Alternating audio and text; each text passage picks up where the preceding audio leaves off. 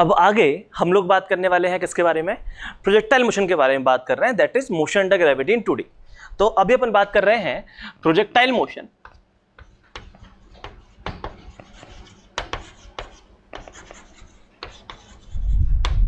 और projectile motion क्या है, ये है हमारा मोशन अंडर ग्रेविटी इन 2D। हम लोग 1D में मोशन अंडर ग्रेविटी पढ़ चुके हैं, ठीक है। अब हम लोग बात कर रहे हैं कि अगर मैं 2D में मोशन अंडर ग्रेविटी की बात करूंगा तो क्या होगा, क्या कहानी है 2D में मोशन अंडर ग्रेविटी की। तो उसी के लिए हम लोग बात कर रहे हैं कि हमको पढ़ना पड़ेगा क्या, प्रोजेक्टाइल मोशन। क्या है प्रोजेक्टाइल मोशन, बहुत ही सिंपल सी कहानी है। हमने क्या बोला, मोशन अंडर ग्रेविटी होगा 2D में, और 2D मोशन हमको पता है क्या होता है। तो आप क्या करो, आप एक पार्टिकल को 2D में मोशन करवाओ under the influence of gravity. कैसे करवा सकते हैं, क्या क्या पॉसिबिलिटी है। तो देखो, मैंने बोला कि एक सिंपल सा मैं आपको सिमुलेशन के थ्रू बता चुका हूं, ठीक है। बाकी आप चाहो तो चौक के थ्रू एक्सपेरिमेंट कर सकते हो। जैसे ये है, ठीक है, ये चौक है। इस चौक को मैंने ऐसे 2D में फेंका और ये सेम हाइट पे जाके सेम लेवल पे जाके गिर गया। एक केस तो ये पॉसिबल है, मानते हो कि नहीं। एक हो सकता है, जैसे मैंने क्या बोला, मैंने बोला कि इसमें कौन कौन से केसेस पॉसिबल है ये देखो। तो फर्स्ट केस तो आपका ये हो सकता है कि आपने एक पार्टिकल को कुछ एंगल थीटा पे प्रोजेक्ट किया और वो उसने ऐसा कुछ मोशन किया। आपने उसको ग्राउंड से फेंका और वो ग्राउंड पे ही जाके लैंड किया। तो ये कैसा मोशन है, ये हो गया हमारा ground to ground projection. Ground to ground projection, कोई दिक्कत नहीं है। आपने ग्राउंड से फेंका और पार्टिकल ग्राउंड पे ही जाके गिर गया। एक केस भी पॉसिबल है। और कौन सा केस पॉसिबल है, और पॉसिबल है कि आप उसको ग्राउंड से मत फेंको, आप उसको कुछ हाइट एच से फेंको। अगर आपने उसको कुछ हाइट एच से फेंका तो ये है मेरी कुछ हाइट एच, यहां से मैं एक पार्टिकल को थ्रो कर रहा हूं। अब देखो कितने केस पॉसिबल है। तो एक केस तो पॉसिबल ये है कि आपने पार्टिकल को इधर फेंका होता V0 से, तो तुम्हारा पार्टिकल ऐसे कुछ जाता। ये चीज समझ में आई, ये हमारा ग्राउंड है। तो हमारा पार्टिकल ऐसे कुछ जाके यहां कहीं आके लैंड कर जाता। हाँ, ध्यान रखना, हम किसी एंगल थीटा पे ही फेंक रहे हैं, हम उसको किसी एंगल थीटा पे प्रोजेक्ट कर रहे हैं, कोई दिक्कत नहीं है। एक केस से पॉसिबल है। और कौन सा केस पॉसिबल है, इसी में और बहुत सारे केसेस पॉसिबल है। जैसे देखो, मैं इसी बॉल को अगर मैं इस तरफ फेंक देता तो क्या ये बॉल ऐसे कुछ जाती। ये चीज समझ में आई, एक केस ये भी पॉसिबल है। और क्या पॉसिबल है, ये जो मैंने जो पाथ ये जो बनाया है, ये है हमारे पार्टिकल का पाथ। और क्या पॉसिबल है, और एक और केस पॉसिबल है कि आपने जो एंगल थीटा बनाया है वो एंगल थीटा आप नीचे की तरफ बनाओ, कुछ एंगल अल्फा पे, यहां से प्रोजेक्ट करो तो तुम्हारा पार्टिकल ऐसे कुछ जाके गिरेगा। ये चीज समझ में आई। अगर मैं ग्राउंड से फेंकूंगा तो ग्राउंड टू ग्राउंड प्रोजेक्शन ऐसा कुछ होगा, ग्राउंड से फेंका ग्राउंड पे ही आ गया। रियल लाइफ एग्जांपल, बहुत सिंपल सी कहानी है।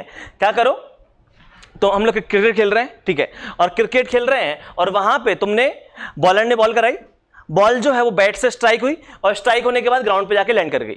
ये केस पॉसिबल है। या ऐसे बोल सकते हो कि तुम्हारे पास कैनन है, ठीक है, कैनन से तुम बम फायर कर रहे हो, ठीक है, तुमने क्या किया, ग्राउंड पे कैनन रखा हुआ है, यहां से बम फायर किया और वो ग्राउंड पे जाके लैंड किया। या आप ये बोल सकते हो कि हम कुछ हाइट एच पे थे, तो तीन केस पॉसिबल है।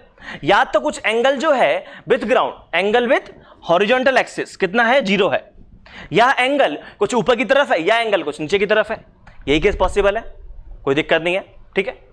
तो ये सारे केसेस पॉसिबल है। क्या और कोई केस पॉसिबल है, हाँ, एक केस और पॉसिबल है, ठीक है। तो एक और केस क्या पॉसिबल है, वो ये है, ये तो हो गया ग्राउंड टू ग्राउंड, ये हो गया प्रोजेक्शन फ्रॉम सम हाइट, ठीक है। तो प्रोजेक्शन फ्रॉम हाइट, और इसमें कितने केस बने, इसमें हमारे 3 केस बन गए, मानते हो कि नहीं। एक केस ये है हमारा, एक केस ये है और एक केस हमारा ये है, कोई दिक्कत नहीं। और एक और केस है, वो है कि मैंने ग्राउंड से ही प्रोजेक्ट किया पार्टिकल को, लेकिन पार्टिकल ग्राउंड पे लैंड ना करके कहीं और लैंड किया। जैसे मैंने क्या बोला, मैं ये बोलना चाह रहा हूं कि यहां पे सोचो ऐसा होता कि मैं उसको यहां से प्रोजेक्ट कर रहा हूं और यहां पे एक ऐसी आपको सरफेस दी होती, ऐसा एक इंक्लाइन प्लेन दिया होता, तो बॉल यहां कहीं जाके लैंड करती, मानते हो कि नहीं? तो ये भी एक पॉसिबिलिटी है कि आपने ग्राउंड से प्रोजेक्ट किया, वो इंक्लाइन प्लेन पे जाके टकरा गया। या ऐसा हो सकता है कि ये इंक्लाइन प्लेन रखा हुआ है, ठीक है, आपने इस इंक्लाइन प्लेन से यहां से एक पार्टिकल को ऐसे कुछ एंगल थीटा पे फेंक दिया होता, ये एंगल अल्फा बोल देता हूं, तो पार्टिकल ऐसे आके गिरता, मानते हो कि नहीं? या तो पार्टिकल ऐसे आके गिरता या पार्टिकल यहीं आके गिर जाता। ऐसे कुछ केसेस पॉसिबल हैं। तो बेसिकली हम यहां पे बात कर रहे हैं कि मोशन अंडर ग्रेविटी इन 2D में मैंने जितने भी केसेस आपको बताए, सबसे पहले ग्राउंड टू ग्राउंड, फिर हम कुछ हाइट से फेंक रहे हैं, और इसको हम बोलते हैं इंक्लाइन प्रोजेक्शन, कि हम किसी इंक्लाइन प्लेन से नीचे फेंक रहे हैं या इंक्लाइन प्लेन से ऊपर फेंक रहे हैं, ठीक है। तो ये जो केसेस हैं, हम हर एक के बारे में एक एक करके स्टडी करेंगे, ठीक है। तो सबसे पहले हम जो स्टडी करने वाले हैं वो है हमारा ग्राउंड टू ग्राउंड प्रोजेक्शन, कोई दिक्कत नहीं है। और ये सारे केसेस कॉमन सेंस वाली बात है, आप बॉल फेंक के एक्सपेरिमेंट करके देख लो कि कहां कहां पे आप किस किस तरीके से बॉल फेंक सकते हो। अगर किसी के मन में डाउट आ रहा हो कि सर एक केस ये भी तो होगा कि आपने इसको यहां पे पार्टिकल को V0 से फेंका, पार्टिकल ऊपर गया और फिर पार्टिकल नीचे आ गया, बेटा क्या ये केस हम ऑलरेडी कवर नहीं कर चुके हैं? ये केस हम ऑलरेडी कवर कर चुके हैं। ये तो हमारा 1D मोशन है ना, और 1D मोशन तो हम ऑलरेडी कवर कर चुके हैं, ठीक है। सिमिलरली अगर किसी के मन में डाउट आए कि सर हम यहां पे एक हाइट s से पार्टिकल को ऐसे ऊपर फेंके, पार्टिकल ऊपर जाएगा नीचे आ जाएगा, अगेन ये 1D मोशन है, ये भी केस हम ऑलरेडी कवर कर चुके हैं। तो आज हम लोग बात करेंगे, अब जो अपकमिंग क्लासेस हैं, 1 2 से 3 क्लासेस हो सकती हैं, ठीक है, तो उसमें हम लोग बात करने वाले हैं मोशन अंडर ग्रेविटी इन 2D। और सिंस मोशन अंडर ग्रेविटी के कॉन्सेप्ट आपको ऑलरेडी क्लियर है 1D के, तो वही हमारा बेस है। अगर आपको वो कॉन्सेप्ट क्लियर है तो ये टॉपिक समझना काफी आसान है, कुछ नई नई चीजें होंगी, हम बात करेंगे।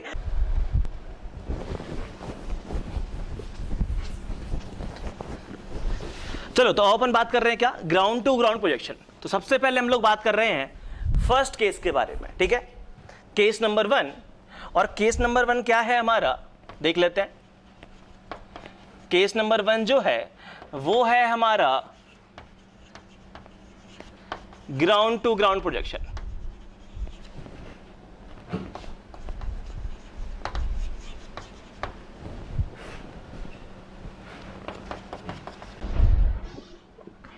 क्या है हमारा ground to ground projection? Ground to ground projection है कि हमने एक पार्टिकल को with some velocity v0 at an angle theta, उसको हमने प्रोजेक्ट किया, और उसको प्रोजेक्ट किया तो पार्टिकल का मोशन कैसे कुछ होने वाला है। पार्टिकल हमारा जो है ये है हमारा ग्राउंड, ठीक है। तो पार्टिकल का जो मोशन है वो ऐसे कुछ होगा, पार्टिकल कुछ मैक्सिमम हाइट s तक जाएगा, कोई दिक्कत नहीं है, और पार्टिकल ने जो हॉरिजॉन्टली जो डिस्टेंस ट्रेवल किया, ये t = 0 पे पार्टिकल यहां था, t = tf पे यहां जाके हमारा पार्टिकल लैंड कर गया, टाइम ऑफ फ्लाइट tf, ठीक है। तो पार्टिकल ने जो वर्टिकल डिस्टेंस कवर किया उसको अपन ने क्या बोल दिया है, hmax, कितनी मैक्सिमम हाइट तक गया पार्टिकल। और पार्टिकल ने जो हॉरिजॉन्टल डिस्टेंस कवर किया x डायरेक्शन में, उसको हमने क्या बोल दिया है, रेंज, उसको हम रिप्रेजेंट करेंगे r से। मैं हर एक के बारे में डिटेल में बातें करूंगा, अभी मैं सिर्फ सिंबल लिख रहा हूं। और यहां पे हमको ये पता है, हम ऑलरेडी ही सब काम कर चुके हैं कि हमने ऊपर की डायरेक्शन को माना है पॉजिटिव और नीचे की डायरेक्शन को माना है निगेटिव, और ये है हमारी x एक्सिस और ये है हमारी y एक्सिस, कोई दिक्कत नहीं है, चला। और यहां पे जो हमारा ग्रेविटी है वो एक्ट कर रहा है नीचे की तरफ, g m/s², इतने का एक्सेलरेशन होगा इन वर्टिकली डाउनवर्ड डायरेक्शन। अब इससे पहले कि मैं इसके बारे में कुछ और बातें करूं, ठीक है, ये चीजें आपको मैं सिमुलेशन में बता चुका हूं, ठीक है, मैं फिर भी एक बार रिपीट कर देता हूं कि जो हम ये मोशन अंडर ग्रेविटी पढ़ रहे हैं इन 2D या हमने जो 1D में पढ़ा, ठीक है, यहां पे हमने कुछ अजम्पशंस माने हैं, तो मैं लिखवा देता हूं सो दैट आपको बार बार कंफ्यूजन ना हो। तो देखो हमने क्या क्या अजम्पशंस माने हैं यहां पे, याद रखना, through out the study of motion हम लोग ये अजम्पशन मान के चलते हैं कि value of g is constant, ठीक है, और कितना है, इसकी वैल्यू जो होती है वो है 9.8 मीटर पर सेकंड स्क्वायर, और या फिर इसको हम अप्रोक्सीमेटली 10 मीटर पर सेकेंड स्क्वायर लिख सकते हैं फॉर कैलकुलेशन पर्पस। ये तुम सब लोग ऑलरेडी बचपन में पढ़ के आए हो ग्रेविटेशनल चैप्टर में कि जो जी की वैल्यू है वो हाइट के साथ में चेंज होती है। अर्थ की सरफेस पे कुछ और है, अर्थ की सरफेस से अगर मैं कुछ हाइट 100 किलोमीटर ऊपर चला गया तो क्या होगा, तो मेरी जी की वैल्यू चेंज होती है। पढ़ा होगा ग्रेविटेशन में, है कि नहीं? तो हम कह रहे हैं कि हम वो वाले केसेस की बात नहीं कर रहे, हम बहुत ही सिंपल केसेस की बात कर रहे हैं जहां पे जी की वैल्यू कांस्टेंट है। और जी की वैल्यू कांस्टेंट है मतलब हम लोग बात कर रहे हैं near the earth surface. Near the surface का मतलब यह है कि हम अर्थ सरफेस के बहुत पास में 100 मीटर, 200 मीटर, 1 किलोमीटर, 2 किलोमीटर, ऐसी कुछ बातें कर रहे हैं, ठीक है। और एक और चीज यहां पे कि यहां पे ये जो हमारा एयर रेसिस्टेंस है, एयर रेसिस्टेंस को हम कैसा मानते हैं, negligible, almost zero.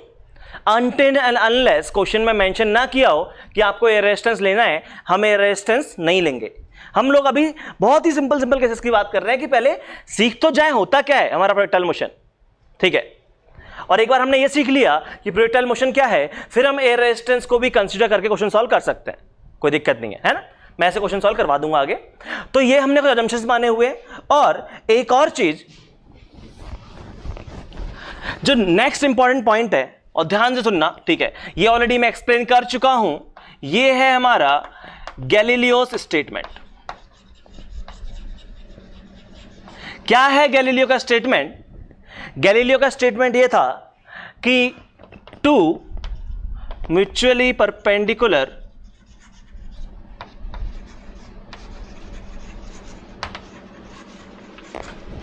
Motions are independent of each other। ठीक है, हमने क्या बोला, हमने ये बोला, हमने नहीं एक्चुअली, गैलीलियो ने क्या बोला, उन्होंने ये बोला कि जो तुम्हारे दो म्यूचुअली परपेंडिकुलर मोशंस हैं वो कैसे हैं, इंडिपेंडेंट ऑफ ईच अदर है।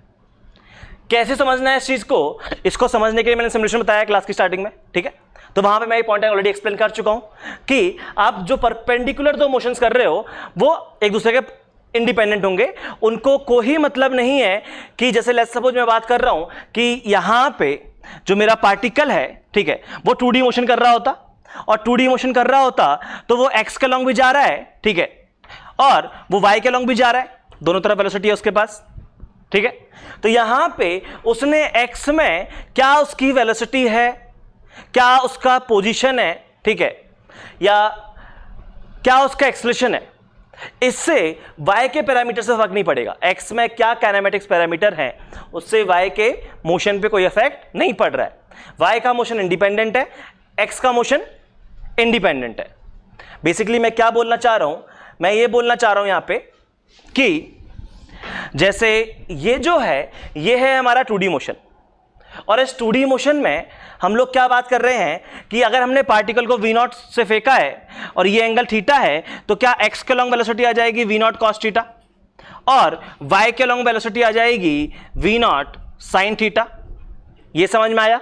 बिल्कुल। हम ये बोल रहे हैं कि हमको स्टडी करना है किसकी, 2D मोशन की, लेकिन 2D मोशन की स्टडी करना तो हमको नहीं पता, कैसे करेंगे हमको नहीं आता है। तो हम लोग क्या करते हैं, हम लोगों को ये तो पता है कि हम 1D मोशन की स्टडी अच्छे से कर सकते हैं, मानते हो कि नहीं? अगर मैं ये बोल दूं कि मेरा पार्टिकल एक्स के लॉन्ग जा रहा है तो आप मुझे उसके बारे में कुछ भी पूछ लो, उसकी position, distance, displacement, average velocity, acceleration, कुछ भी पूछ लो, मेरे को सब कुछ पता है उसके बारे में। सिमिलरली मैं बोल रहा हूं अगर पार्टिकल सिर्फ बाई के लॉन्ग जा रहा है तो मोशन अंडर ग्रेविटी इन 1D हम लोग पढ़ चुके हैं, वो भी हमको पता है अच्छे से। लेकिन अब मैंने बोला कि पार्टिकल एक्स में भी जा रहा है, वाई में भी जा रहा है साइमल्टेनियसली, ठीक है, उसी इंस्टेंट पे एक्स में भी गया, उसी इंस्टेंट पे वाई में भी गया, तो ये एक्चुअली पार्टिकल का पाथ आया, ठीक है। तो अब पार्टिकल का मोशन कैसा होगा हमें उसकी स्टडी करना है। तो सवाल ये है कि ये तो हमको नहीं आता, कैसे करेंगे? तो इसमें जुगाड़ है बहुत सिंपल सी, और जुगाड़ क्या है, वो है गैलीलियो का स्टेटमेंट।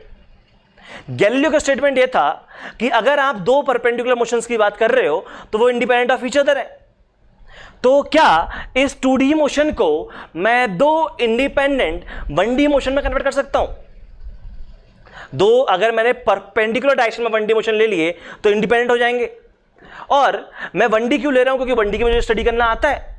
तो मैं चाहता हूं कि दो परपेंडिकुलर 1D मोशन में इस मोशन को तोड़ दिया जाए, और बिल्कुल पॉसिबल है। क्या हम ये बोल सकते हैं कि यहां पे एक्स के लॉन्ग जो मोशन हो रहा है वो इंडिपेंडेंट है of motion along Y axis? बिल्कुल। तो क्यों ना मैं इस मोशन को ये बोल दूं कि ये मोशन कॉम्बिनेशन है ऑफ टू 1D मोशंस। इस तरह पार्टिकल जा रहा है मेरा v नॉट cos थीटा से, और कहां से? तो मैं बोल रहा हूं, इसको मैं बोल रहा हूं पॉइंट ए जहां से मोशन स्टार्ट हुआ है, और इसको मैं बोल रहा हूं पॉइंट बी जहां पे पार्टिकल जाके लैंड किया है। तो ये पॉइंट ए पे था t इक्वल टू 0 पे, और फिर ये पार्टिकल पॉइंट बी पे पहुंचेगा, ठीक है, velocity v not cos theta point B पे पहुंचा at t equal to tf। कर सकते हैं कि नहीं कर सकते हैं? बिल्कुल कर सकते हैं। हमको इस तरीके से करना अलाउड है कि नहीं? और इसको हम कॉम्बिनेशन मान सकते हैं प्लस एक 2D मोशन का, और 2D सॉरी एक और 1D मोशन, और वो है अलोंग वाई एक्सिस, कि मेरा जो पार्टिकल है वो v नॉट साइन थीटा से ऐसे ऊपर गया, और ये पार्टिकल ऊपर गया, और फिर ये पार्टिकल नीचे आ गया। ये t इक्वल टू 0 और ये t इक्वल टू tf। ये पार्टिकल पॉइंट ए से गया और पॉइंट बी पे जाके लैंड कर गया होगा, ऐसा कुछ, ठीक है? या ए और बी छोड़ देते हैं अभी, ठीक है? यहां पे t इक्वल टू 0 से लेके t इक्वल टू tf तक ये कहानी हुई। तो बेसिकली मैंने क्या कहना चाहा? मैंने ये कहना चाहा कि हमको 2D मोशन की स्टडी करना नहीं आता, तो हमने इस 2D मोशन को दो 1D मोशन में ब्रेक कर लिया, और अब हमें इस मोशन की स्टडी करना आता है, और हमें इस मोशन की स्टडी करना आता है, ठीक है? अब सवाल यह है कि क्या ये करना अलाउड था हमको? हाँ, अलाउड था। क्यों अलाउड था? क्योंकि गैलीलियो के स्टेटमेंट के हिसाब से यह है कि आपके दो परपेंडिकुलर मोशन जो है वो इंडिपेंडेंट ऑफ ईच अदर। अगर पार्टिकल का एक्स के लॉन्ग और वाई के लॉन्ग इन दोनों मोशंस को मैं कंबाइन करूं तो क्या मेरा ये वाला मोशन बन रहा है? बन रहा होगा। जरा सोच के देखो कैसे सोचना है। मान लो पार्टिकल t इक्वल टू 2 पे यहां पे था 2,3 पे, मान लेते हैं कि पार्टिकल t इक्वल टू 2 पे 2,3 पे, तो क्या पार्टिकल यहां पे है? इसका मतलब यह है कि पार्टिकल x में चल चुका है 2 और y में चल चुका है 3। यही तो मतलब हुआ, x में चल चुका है 2, तो यहां भी मेरा पार्टिकल t इक्वल टू 2 पे x इक्वल टू 2 पे होगा, और यहां मेरा पार्टिकल t इक्वल टू 2 पे y इक्वल टू 3 पे होगा। ये समझ में आया? x में यहां पे है, y में यहां पे है, दोनों को कंबाइन किया तो क्या मेरा पार्टिकल यहां आ गया? x में है x इक्वल टू 2, y में है y इक्वल टू 3, दोनों को कंबाइन करो, ये दोनों को, तो क्या मेरा ये वाला पॉइंट बना? x में इतना, y में इतना, चला इसको उठा के यहां लगा दिया। तो हमको समझ में आ गया कि हम इसको दो परपेंडिकुलर 1D मोशंस में ब्रेक कर सकते हैं, ठीक है? तो ये मैंने छोटा सा एग्जांपल बताया था और कुछ नहीं है, इसको हटा देता हूं मैं अभी। अब मैं क्या कहना चाह रहा हूं कि फिर हम इसकी स्टडी करेंगे कैसे? तो हमने बोला कि ये जो प्रोजेक्टाइल मोशन है, ये है हमारा projectile motion. It is actually combination of two 1D motion. ये है हमारा हॉरिजॉन्टल मोशन, मानते हो कि नहीं? हॉरिजॉन्टल डायरेक्शन में हमारा पार्टिकल गया, और ये है हमारा plus vertical motion. Vertical motion में क्या बोल रहा हूं? वर्टिकल मोशन है कि पार्टिकल मेरा वर्टिकल डायरेक्शन में मूव कर रहा है। तो इस पूरे डिस्कशन में जो मैंने बताया वो छोटी चीज बताई है, और छोटा सा पॉइंट क्या है वो ये है कि आपको इस मोशन की स्टडी करना है, आपको इसकी स्टडी करना नहीं आता। तो आप क्या करो, आप इस मोशन और इस मोशन दोनों की स्टडी को कंबाइन कर दो, तो आपको प्रोजेक्टाइल मोशन की कहानी पता चल जाएगी, ठीक है? जैसे लेट्स सपोज आपको निकालना है फाइंड वेलोसिटी ऑफ पार्टिकल, इस केस में at t equal to 5 second. तो क्या करो, t इक्वल टू 5 सेकेंड पे x डायरेक्शन में वेलोसिटी कितनी है और y डायरेक्शन में वेलोसिटी कितनी है? अगर मैं दोनों का वेक्टर सम कर दूं तो क्या मुझे इसकी वेलोसिटी मिल जाएगी? बिल्कुल। कैसे? हमने बोला कि इसकी जो पोजीशन है किसी भी टाइम टी पे, वो क्या हुआ? अगर मैं इसकी पोजीशन लिखना चाहता हूं किसी भी टाइम टी पे, मैं फिर से एक एग्जांपल देकर समझाना चाह रहा हूं कि अगर मुझे इसकी पोजीशन लिखनी है किसी भी टाइम टी पे, तो क्या मैं उसको लिख सकता हूं एक्स के अलोंग पोजीशन कितनी है, एक्स नॉट जो भी है किसी भी टाइम टी पे, X T I cap plus Y के अलोंग वर्टिकल मोशन में क्या है, वाई टी जे कैप। क्या ये करना अलाउड है हमको? बिल्कुल अलाउड है। ऐसे तो लिखते हैं हम लोग। हम जब भी 2D में लिखते हैं position, X component Y component, X component कौन देगा, हॉरिजॉन्टल मोशन, वाई कंपोनेंट कौन देगा, वर्टिकल मोशन। और यहां पे अब अगर मैं इसका डेरिवेटिव कर दूं, तो इसका डेरिवेटिव कर दूं तो क्या वेलोसिटी किसी भी टाइम टी पे मिल जाएगा, V X I cap plus V Y J cap. ये समझ में आया? बिल्कुल। मतलब हो क्या रहा है, अगर मैं मैथमेटिकली भी समझूं, पहले मैं तुमको समझाने की कोशिश की लॉजिकली, अब मैं बात कर रहा हूं मैथमेटिकली, कि अगर मैं मैथमेटिकली भी बात करूं तो यही तो बोल रहा है कि आपको एलएचएस की स्टडी करनी है। मानते हो? आपको निकालना है इसकी पोजीशन किसी टाइम टी पे, तो उसकी उससे इससे निकाल लो एक्स की पोजीशन, इससे निकाल लो एक्स, इससे एक्स कंपोनेंट, इससे वाई कंपोनेंट, दोनों का वेक्टर सम कर दिया। आपको निकालनी है इसकी वेलोसिटी किसी टाइम टी पे, इसकी वेलोसिटी निकालो एक्स के अलोंग, ठीक है, इसकी वेलोसिटी निकालो वाई के अलोंग, तो ये V X I cap plus V Y J cap. तो इस तरीके से हम इसके मोशन की स्टडी कर रहे हैं। ठीक है, चलो ये हमने पॉइंट देख लिया। ठीक है, हमने अब ये पॉइंट देख लिया कि यहां पे हम इस तरीके से लिख सकते हैं। अब हम बात कर रहे हैं कि इसके हमको मोशन की क्या करना है, हमको इसके मोशन की एनालिसिस करना है।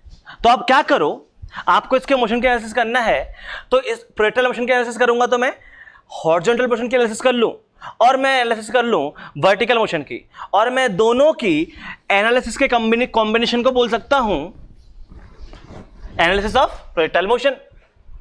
तो मैं यहां पे क्या बोल रहा हूं, मैंने ये बोलना चाह रहा हूं कि यहां पे आप क्या करो, आप पहले तो एनालिसिस करो हॉरिजॉन्टल मोशन की। ठीक है, तो हॉरिजॉन्टल डायरेक्शन में क्या हो रहा है, हॉरिजॉन्टल मोशन की अगर मैं बात करूं, मोशन अलोंग एक्स एक्सिस। ठीक है, तो एक्स एक्सिस के अलोंग क्या हो रहा है ये देखो। अगर मैं बात करूं यहां पे, तो यहां पे मैंने ये माना है कि मेरा पार्टिकल जो है इधर जा रहा है वी नॉट कॉस थीटा से। मानते हो कि नहीं? ऐसे कुछ जा रहा है, यही तो माना है। अब यहां पे पार्टिकल की इनिशियल वेलोसिटी कितनी है, पार्टिकल की जो इनिशियल वेलोसिटी है वो है वी नॉट कॉस थीटा।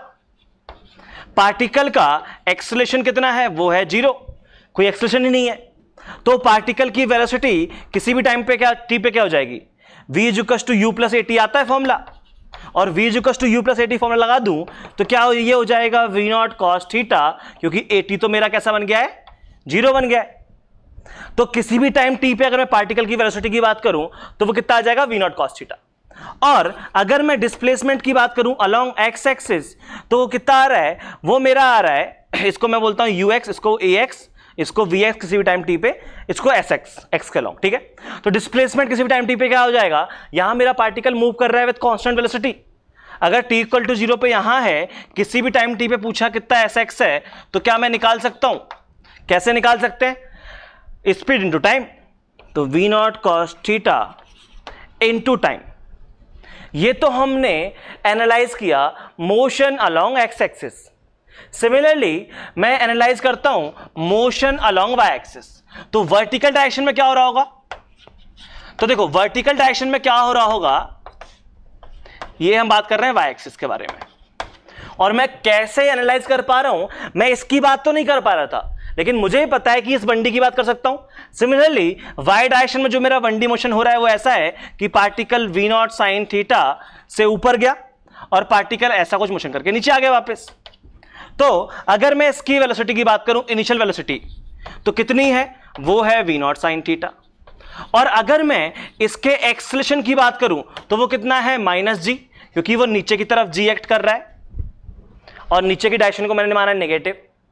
तो अगर मैं पार्टिकल की वेलोसिटी लिखना चाहूं किसी भी टाइम t पे इन y डायरेक्शन, तो कितना हो जाएगा, ये हो जाएगा v0 sin theta -gt, v = u + at। Similarly अगर मैं इसके डिस्प्लेसमेंट की बात करना चाहूं तो वो क्या आ जाएगा, ut + ½ at², और u कितना है हमारा, v0 sin theta into t -12g t², यही बनेगा। तो मैंने क्या किया, मैंने x डायरेक्शन में मोशन को एनालाइज कर लिया, y डायरेक्शन में मोशन को एनालाइज कर दिया। अब अगर मैं इन दोनों मोशंस को कंबाइन कर दूं, अब अगर मैं इन दोनों मोशन को कंबाइन कर दूं तो मुझे क्या मिल जाएगा? तो मुझे मिल जाएगा एनालिसिस ऑफ प्रोजेक्टाइल मोशन। कैसे? तो ये सारे टर्म याद रखना, ठीक है। चलो इस फिगर को अपन वापस बनाएंगे। तो मैं यहीं पे बात कर लेता हूं एनालिसिस ऑफ प्रोजेक्टाइल मोशन। तो प्रोजेक्टाइल मोशन की अगर मैं बात करूं तो ये मेरा प्रोजेक्टाइल मोशन में क्या हो रहा होगा? ये है मेरा combination of horizontal motion plus vertical motion. मतलब क्या हुआ? इसका मतलब ये है कि अगर मैं पार्टिकल की इनिशियल वेलोसिटी की बात करूं तो वो कितना है? वो है पार्टिकल की एक्स के along initial velocity I cap plus particle की वाई के along initial velocity J cap. और कितना बन गया? ये बन गया V not cos theta I cap plus V not sine theta J cap. और जरा याद करो, जब मैं बात कर रहा था इसके मोशन की तो क्या इसकी वेलोसिटी ऐसे कुछ दी हुई थी? वी नॉट, पार्टिकल ऐसे कुछ जा रहा था। तो क्या इसके अगर मैं दो कंपोनेंट करूंगा तो ये हो जाएगा मेरा वी नॉट कॉस थीटा और ये हो जाएगा मेरा वी नॉट साइन थीटा। मतलब अगर मैं बात करूं, ये तो मुझे निकालना आता है कि 2D मोशन में इनिशियल वेलोसिटी क्या है? We not cos theta I cap plus V not sine theta J cap. और क्या ये जो रिजल्ट आया है, ये रिजल्ट अगर मैं इसके इनिशियल वेलोसिटी प्लस इसकी इनिशियल वेलोसिटी कर दूं तो सेम आ रहा है? बिल्कुल। तो हम जो डिसीजन लिया है हमने कि आपको प्रोजेक्टाइल मोशन की स्टडी करना है, तो आप हॉरिजॉन्टल मोशन और वर्टिकल मोशन दो पार्ट में इसको तोड़ दो। आप एक तोड़ दो एक्स का लॉन्ग मोशन, आप एक तोड़ दो वाई का लॉन्ग मोशन, और दोनों motion independent of each other है, ठीक है। तो आप एक्स के लॉन्ग और वाई के लॉन्ग मोशन की स्टडी कर लो। आप दोनों का सम करोगे तो आपको मिल जाएगा स्टडी ऑफ प्रोजेक्टाइल मोशन। और समझो क्या बोल रहा हूं, स्टडी का मतलब क्या है? जैसे हमें निकालना है एक्सेलेरेशन, तो एक्सेलेरेशन क्या आ जाएगा इसका? वो आ जाएगा ए x I cap plus A Y J cap. अब एक्स के लॉन्ग एक्सेलेरेशन कितना है? 0 आई कैप। वाई के लॉन्ग कितना है? माइनस जी जे कैप। यही है। कितना आ गया इसका एक्सेलेरेशन? इसका एक्सेलेरेशन आ गया माइनस जी जे कैप। वही तो था, वही तो बोला था कि इस केस में पार्टिकल का एक्सेलेरेशन नीचे की तरफ है जी, सेम ही तो आया। तो हम जो कर रहे हैं कि हॉरिजॉन्टल जो काइनेटिक कंपोनेंट है और जो वर्टिकल मोशन का काइनेटिक कंपोनेंट है उनको हम एनालाइज कर रहे हैं, तो सेम चीज आ रही है, ठीक है। अब मैं बात कर लेता हूं किसके बारे में? किसी भी टाइम टी पे पार्टिकल की वेलोसिटी। तो दोनों का सम कर दूं, तो किसी भी टाइम टी पे पार्टिकल की वेलोसिटी इन वाई डायरेक्शन अगर मैं बात करूं, इसको हटा देते हैं, जरूरत नहीं है इसकी। तो पार्टिकल की वेलोसिटी किसी भी टाइम टी पे कितनी होगी? वो हो जाएगा पार्टिकल की वेलोसिटी किसी भी टाइम टी पे इन एक्स प्लस पार्टिकल की वेलोसिटी इन वाई किसी भी टाइम टी पे जे कैप। यही होगी। एक्स के लॉन्ग कितनी रहेगी? ये हो रहेगी वी नॉट कॉस थीटा, अभी निकाला था, आई कैप। और ये कितना आया? ये आया V not sine theta minus G T J cap. Similarly हम निकाल सकते हैं हमारे पार्टिकल का डिस्प्लेसमेंट किसी भी टाइम टी पे। तो कितना रहेगा? वो आ जाएगा S X I cap plus S Y J cap. S X कितना है? वो है हमारा V not cos theta into T, यही है I cap, plus S Y कितना है? ये है we not sine theta T minus half ji T square J cap. तो अगर आपको प्रोजेक्टाइल मोशन के लिए किसी भी टाइम टी पे वेलोसिटी निकालनी होती, उसका एक्सेलेरेशन निकालना होता, उसका डिस्प्लेसमेंट निकालना होता, या निकालना होता उसकी पोजीशन, तो उसकी पोजीशन भी क्या आ जाएगी? P final is equal to P initial plus उसका डिस्प्लेसमेंट वेक्टर, यही तो आएगा। तो हम इस तरीके से निकाल सकते हैं, ठीक है। अभी तक हमने थोड़ी सी बातें की है, अभी थोड़ा फील आना बाकी है, अभी अपन फील के बारे में बातें करेंगे। तो हम बात कर लेते हैं थोड़ी सी इसके फील के बारे में, ठीक है, कि यहाँ पे मोशन क्या हुआ, कैसे हुआ, थोड़ा और समझते हैं मोशन को, फिर हम आगे बात करते हैं। तो अपन अभी थोड़ा और समझने की कोशिश करते हैं प्रोजेक्टाइल मोशन क्या कहानी चल रही है।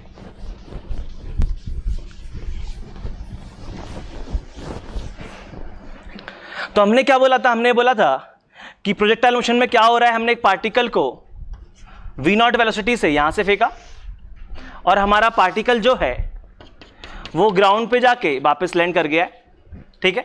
ये है हमारी रेंज r, ये है हमारी मैक्सिमम हाइट h, ये एंगल थीटा है जिस पे हमने पार्टिकल को इनिशियली वेलोसिटी v0 से फेंका था, ठीक है। और ये है हमारा t इक्वल टू 0, तो ये इस पॉइंट पे हम पहुंचे t इक्वल टू tf पे। अब हमने मोशन की स्टडी करना तो सीख लिया, कैसे स्टडी करेंगे, लेकिन फिर भी हमें इसकी मैक्सिमम हाइट, इसकी रेंज, इसका टाइम ऑफ फ्लाइट, ये सारी चीजें अभी तक नहीं पता है। तो हम पहले क्या करेंगे, सबसे पहले हम सारी चीजें निकालेंगे।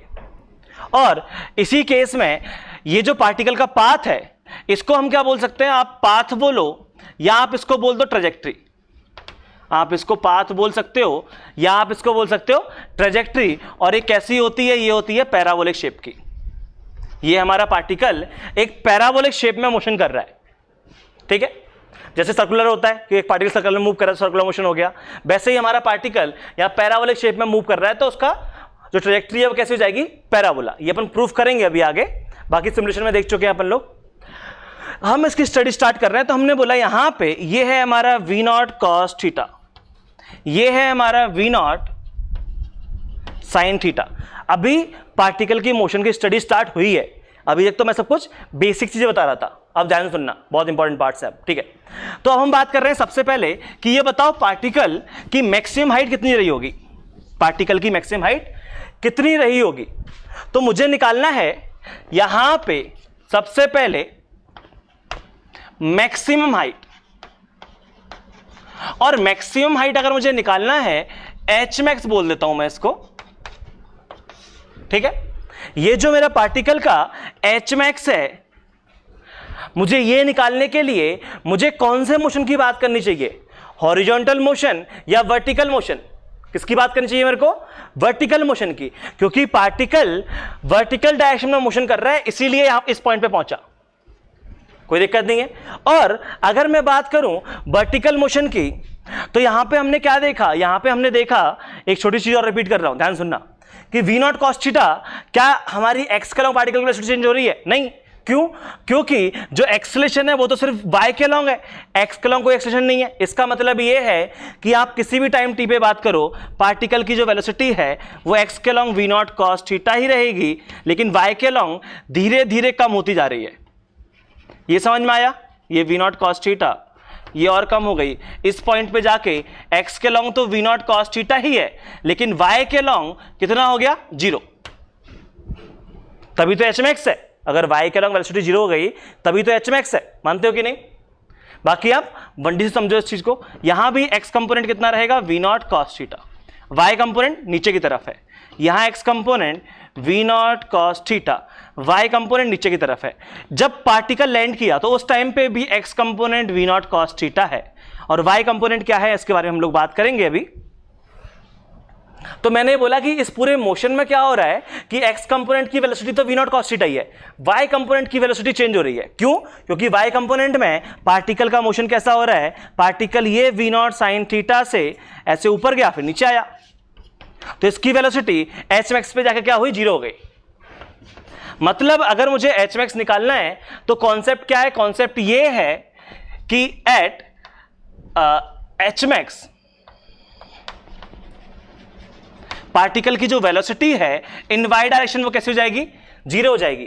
तो क्यों ना मैं पार्टिकल की मोशन की स्टडी इन वाई डायरेक्शन कर लूं, तो V Y square equal to U Y square plus 2ay/sy, v square is equal to U square plus 2as। मैंने ये इक्वेशन लगा दी वाई डायरेक्शन में। अब यहां पे देखो फाइनल वेलोसिटी कितनी होनी चाहिए, 0, ठीक है। इनिशियल कितना है, v0 sin थीटा का स्क्वायर प्लस 2, एक्सेलरेशन है -g, और पार्टिकल का डिस्प्लेसमेंट कितना है, तो हमने बोला कि इस पॉइंट से लेके इस पॉइंट तक की बात कर रहे हैं। यहां आप देखो y डायरेक्शन में डिस्प्लेसमेंट कितना आ गया, y डायरेक्शन में डिस्प्लेसमेंट है ऊपर की तरफ, तो कितना आ गया, plus H max. Sign convention use करना है, ध्यान रखना, ये छोटी सी गलती नहीं करनी है। तो यहां से अगर मैं इसको सिंप्लीफाई कर लूं तो ये लिखा हुआ है v0 sin थीटा का स्क्वायर, ठीक है। ये कितना हो गया, ये हो गया 2g h मैक्स। तो यहां से जो एच मैक्स की वैल्यू आ गई, ध्यान से देखो, वो आ गया वी नॉट साइन थीटा का स्क्वायर डिवाइड बाई 2g। और क्या वी नॉट साइन थीटा का स्क्वायर ये है मेरे पार्टिकल की वेलोसिटी अलोंग वाई डायरेक्शन। तो अगर मैं इसको v परपेंडिकुलर लिख दूं तो क्या ये लिखा हुआ है v परपेंडिकुलर का स्क्वायर डिवाइड बाई 2g। अगर पार्टिकल वर्टिकल डायरेक्शन में मूव कर रहा है तो मैंने इसको नाम दे दिया, नाम तो अपन दे सकते हैं, अपनी खुद की इच्छा है, इसको मैंने v परपेंडिकुलर नाम दे दिया। तो क्या एच मैक्स मेरा आया v साइन थीटा का square divide by 2g, b perpendicular square divide by 2g।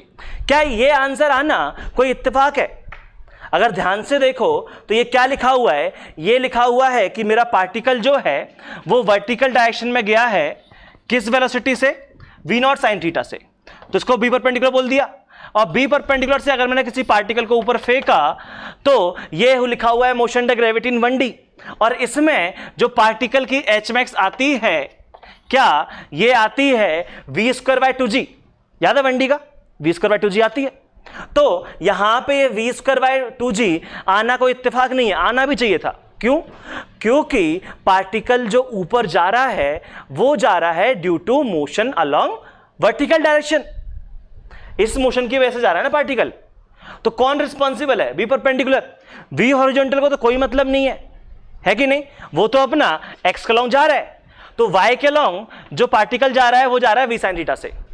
मतलब अगर मैं बात करूं तो पार्टिकल 1D में ऐसा मोशन कर रहा है, तो इस केस में हाइट कितनी आती है, v स्क्वायर बाय 2g, और v की जगह इस बार क्या है, v साइन थीटा, तो इसीलिए v साइन थीटा का स्क्वायर डिवाइड बाय 2g। तो याद रखना एच मैक्स निकालना है, अभी भी सेम कॉन्सेप्ट है जो कॉन्सेप्ट हमने बात की थी कहां पे, मोशन अंडर ग्रेविटी इन 1D में। तो v स्क्वायर बाय 2g इसका फॉर्मूला आ गया, कोई बड़ी बात नहीं है, ठीक है। अब हम लोग बात कर रहे हैं यहां पे किसके बारे में, अब मैं बात कर लेता हूं टाइम ऑफ फ्लाइट के बारे में, कि पार्टिकल का टाइम ऑफ फ्लाइट कितना होगा इस केस में, ठीक है। तो देखते हैं टाइम ऑफ फ्लाइट। यहां पे हम जो सेकंड बात कर रहे हैं वो है टाइम ऑफ फ्लाइट। और फिर से मेरा सवाल ये है कि ये बताओ, ये जो टाइम ऑफ फ्लाइट है इसके लिए कौन रिस्पॉन्सिबल है? टाइम ऑफ फ्लाइट क्या है? टाइम ऑफ फ्लाइट है वो टाइम जब तक पार्टिकल हवा में रहा, एयर में रहा, और हवा में किसकी वजह से है, एक्स कंपोनेंट की वजह से, वाई कंपोनेंट की वजह से, वाई कंपोनेंट की वजह से। अगर वाई कंपोनेंट जो है पार्टिकल का वो 0 हुआ तो पार्टिकल ने ऊपर जाना बंद कर दिया, ये समझ में आया। तो ये जो कंपोनेंट है यही तो पार्टिकल को ऊपर लेके जा रहा है हवा में। तो क्या मैं ये बोल दूं कि जो टाइम ऑफ फ्लाइट है वो आ रहा है किसकी वजह से, वो आ रहा है वर्टिकल कंपोनेंट की वजह से। और अगर मैं इसका फॉर्मूला गैस करूं जैसा अभी मैंने एच मैक्स का निकाला, तो क्या फिर से मेरा सेम फॉर्मूला नहीं आना चाहिए, 2v perpendicular divide by g। याद करो क्या फॉर्मूला होता था 1D में, 1D में फॉर्मूला हुआ करता था 2v नॉट बाय g। इस बार v नॉट की जगह क्या पार्टिकल का वेलोसिटी है, v नॉट परपेंडिकुलर, यही तो वेलोसिटी है जिसकी value v naught sine theta है। तो क्या आंसर मेरा ऐसा आना चाहिए? बिल्कुल यही आंसर आएगा। कैसे देखते हैं। तो देखो क्या यहां पे मैं ये बोल सकता हूं, कॉन्सेप्ट क्या है, कॉन्सेप्ट ये है कि at t equals to tf अगर मैं पार्टिकल के डिस्प्लेसमेंट की बात करूं अलोंग वाई डायरेक्शन तो कितना है, 0। ये देखो पार्टिकल जिस पॉइंट से स्टार्ट हुआ उसी पॉइंट पे वापस आ गया ना, यही तो हुआ कि पार्टिकल यहां पे ऊपर गया v नॉट साइन थीटा से, और ऐसे गया और ऐसे वापस आ गया।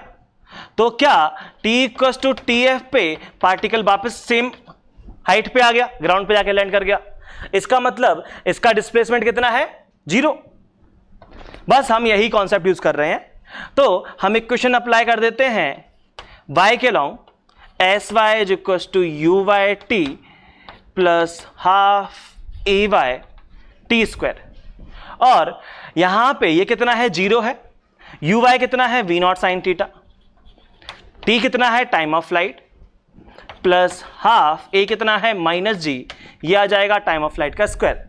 इसको थोड़ा सिंप्लीफाई करो, ये लिखा हुआ है we not sine theta into t f is equal to half ji t f square. एक टी एफ से एक टी एफ कैंसिल हो गया, तो यहां से टाइम ऑफ फ्लाइट की वैल्यू आ गई 2v naught sine theta divide by g. क्या ये फॉर्मूला लिखा हुआ है twice of v perpendicular divide by g, और ये फॉर्मूला आना भी इत्तेफाक नहीं है। ये भी समझ में आ गया होगा, मैंने अपने ये तो गेस किया था कि फॉर्मूला यही तो आना चाहिए। क्यों? क्योंकि पार्टिकल का मोशन हो रहा है वाई डायरेक्शन में, और वाई डायरेक्शन में किस वेलोसिटी से मोशन हो रहा है? v नॉट साइन थीटा से।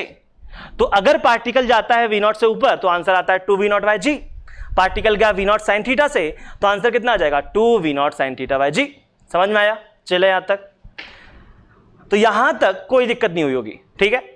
अब एक और छोटा सा पॉइंट और बोल रहा हूं मैं कि हमने HMX निकाल लिया, हमको शांति मिली, मजा आया। फिर हमने टाइम ऑफ फ्लाइट निकाल लिया और मजा आया, ठीक है। अब हमको जो दो बेसिक चीजें वो तो पता चल गई। क्या और कुछ जानना चाहते हो तुम यहां पे? इस फिगर में, इस मोशन में कुछ और पॉइंट है, इसको जानने की इच्छा है? क्या जवाब है तुम्हारा? तुम्हारा जवाब होगा हाँ बिल्कुल सर। अभी आर की तो बात आपने की ही नहीं, ये आर कितना है वो तो पता होना चाहिए। तो अब हम किसके बारे में बात करेंगे? आर जो है हमारा रेंज, ठीक है। तो रेंज के बारे में हम लोग बात कर रहे हैं, और कैसे बात करते हैं देखो। तो यहां पे जो हम रेंज के बारे में बात करते हैं, चलो, और अगर मैं बात करूं रेंज यहां पे जो कि हमारा थर्ड पॉइंट है, रेंज जिसको हम आर से रिप्रेजेंट कर रहे हैं, ये क्या है? रेंज होता है बेसिकली हॉरिजॉन्टल डिस्टेंस, ठीक है।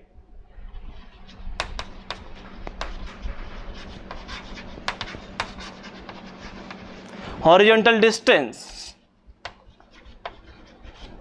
Covered by particle during t equal to 0 to t equal to tf। Time of flight पूरे मोशन में पार्टिकल ने x के अलोंग कितना डिस्टेंस कवर किया, दैट इज योर रेंज, ठीक है। और ये बताओ रेंज के लिए कौन रिस्पॉन्सिबल है? क्या v नॉट साइन थीटा ने बोला कि तुम x के अलोंग जाओ? नहीं, v नॉट साइन थीटा तो बोला था ऊपर चलो। फिर कौन बोला x के अलोंग जाओ? वो तो ये बोला v नॉट कॉस थीटा। तो कौन रिस्पॉन्सिबल है? v not cos theta responsible है पार्टिकल को x के अलोंग ले जाने के लिए। मानते हो कि नहीं? तो पार्टिकल की रेंज हम कैसे निकालेंगे? पार्टिकल की रेंज हम निकालेंगे बाय द डेफिनेशन और by the analysis of motion along x axis. तो डेफिनेशन क्या है? डेफिनेशन ये है कि पार्टिकल ने यहां कितना डिस्टेंस कवर किया, t इक्वल टू 0 से लेकर t इक्वल टू tf तक। तो ये हम बात कर रहे हैं कितना कवर किया होगा, वो कवर किया होगा velocity along x into time of flight, यही तो आएगा। यही डेफिनेशन है और यही चीज याद रखना, ये जो डेफिनेशन है ये याद रखना। अब हम इसको और सिंप्लीफाई कर सकते हैं, तो करते हैं सिंप्लीफाई। ये लिखा हुआ है v not cos theta, time of flight कितना आया? तो टाइम ऑफ फ्लाइट अभी हमने निकाला है और वो आया है 2v naught sine theta divide by g. जरा ध्यान से देखो ये क्या लिखा हुआ है, इसको मैं और अच्छा लिख सकता हूं। ये लिखा हुआ है v नॉट स्क्वायर, ध्यान से देखना, 2 sine theta cos theta divided by g. क्या ये कुछ जाना पहचाना सा लग रहा है? क्या इस चीज को हम एक अच्छी फॉर्म में कन्वर्ट कर सकते हैं? कर सकते हैं। 2 साइन थीटा कॉस थीटा क्या होता है? Sine 2 theta. तो ये क्या लिखा हुआ है? ये लिखा हुआ है v naught square sine 2 theta divide by g. ये हमारी रेंज आ गई। तो इस रेंज को हम ये भी लिख सकते हैं v naught square sine 2 theta divide by g. मतलब अगर मैं यहां पे इस मोशन में बात करूं तो सिर्फ और सिर्फ आपको एक फॉर्मूला याद करना है, और नहीं याद करना चाहो तो भी कोई बड़ी बात नहीं है, क्योंकि आप रेंज तो निकाल ही लोगे vx इंटू टी एफ से, लेकिन याद कर लोगे तो ज्यादा फायदा है कि नहीं? तो हम बात कर रहे हैं कि पार्टिकल का HMX कितना आया? v perpendicular square divide by 2g, common sense है। फिर हमने बोला पार्टिकल का टाइम ऑफ फ्लाइट कितना आया, तो वो आया twice of v perpendicular divide by g, फिर से common sense, motion under 1d से ही आ रहे हैं लोग ये दोनों फॉर्मूले। फिर हमने बात की रेंज की, और रेंज हमें निकालना पड़ा क्योंकि रेंज हम पहली बार पढ़ रहे हैं, रेंज हमने इससे पहले पढ़ा नहीं है। अगर पहले पढ़ा होता तो पहले ऐसी फॉर्म ही आती, लेकिन हम बात कर रहे हैं कि रेंज हमने पहली बार पढ़ा है, तो रेंज की हमें यहां पे थोड़ी सी एनालिसिस करनी पड़ी। हमने देखा डेफिनेशन क्या है, एक्स के अलोंग कितना पार्टिकल गया पूरे मोशन में, कांस्टेंट स्पीड थी तो v इंटू टी चला गया होगा, वैल्यूज पुट की, आंसर आ गया v naught square sine 2 theta divide by g. कोई दिक्कत नहीं है, सब बढ़िया चल रहा है। ठीक है, अब यहां पे छोटे मोटे पॉइंट और हैं। अब ये जो मेन पॉइंट थे वो मैंने बता दिए, ठीक है, उसके अलावा छोटे मोटे पॉइंट्स और हैं, जरा उनके बारे में ही बात कर लेते हैं, ठीक है। एक है हमारा time of accent. Time of accent क्या है कि पार्टिकल यहां से ऊपर गया तो कितना टाइम लगा, और पार्टिकल ऊपर से नीचे आया तो कितना टाइम लगा। Time of ascent and time of descent, हम इसके बारे में बात कर रहे हैं, ठीक है। तो जरा मैं उसके बारे में भी बात कर लेता हूं और समझते हैं क्या कहानी है। तो हम बोल रहे हैं यहां पे टाइम ऑफ एसेंट और टाइम ऑफ डिसेंट के बारे में बात कर रहे हैं। Point number 4, time of accent को मैं बोल देता हूं TA and time of descent को मैं बोल देता हूं TD, ठीक है।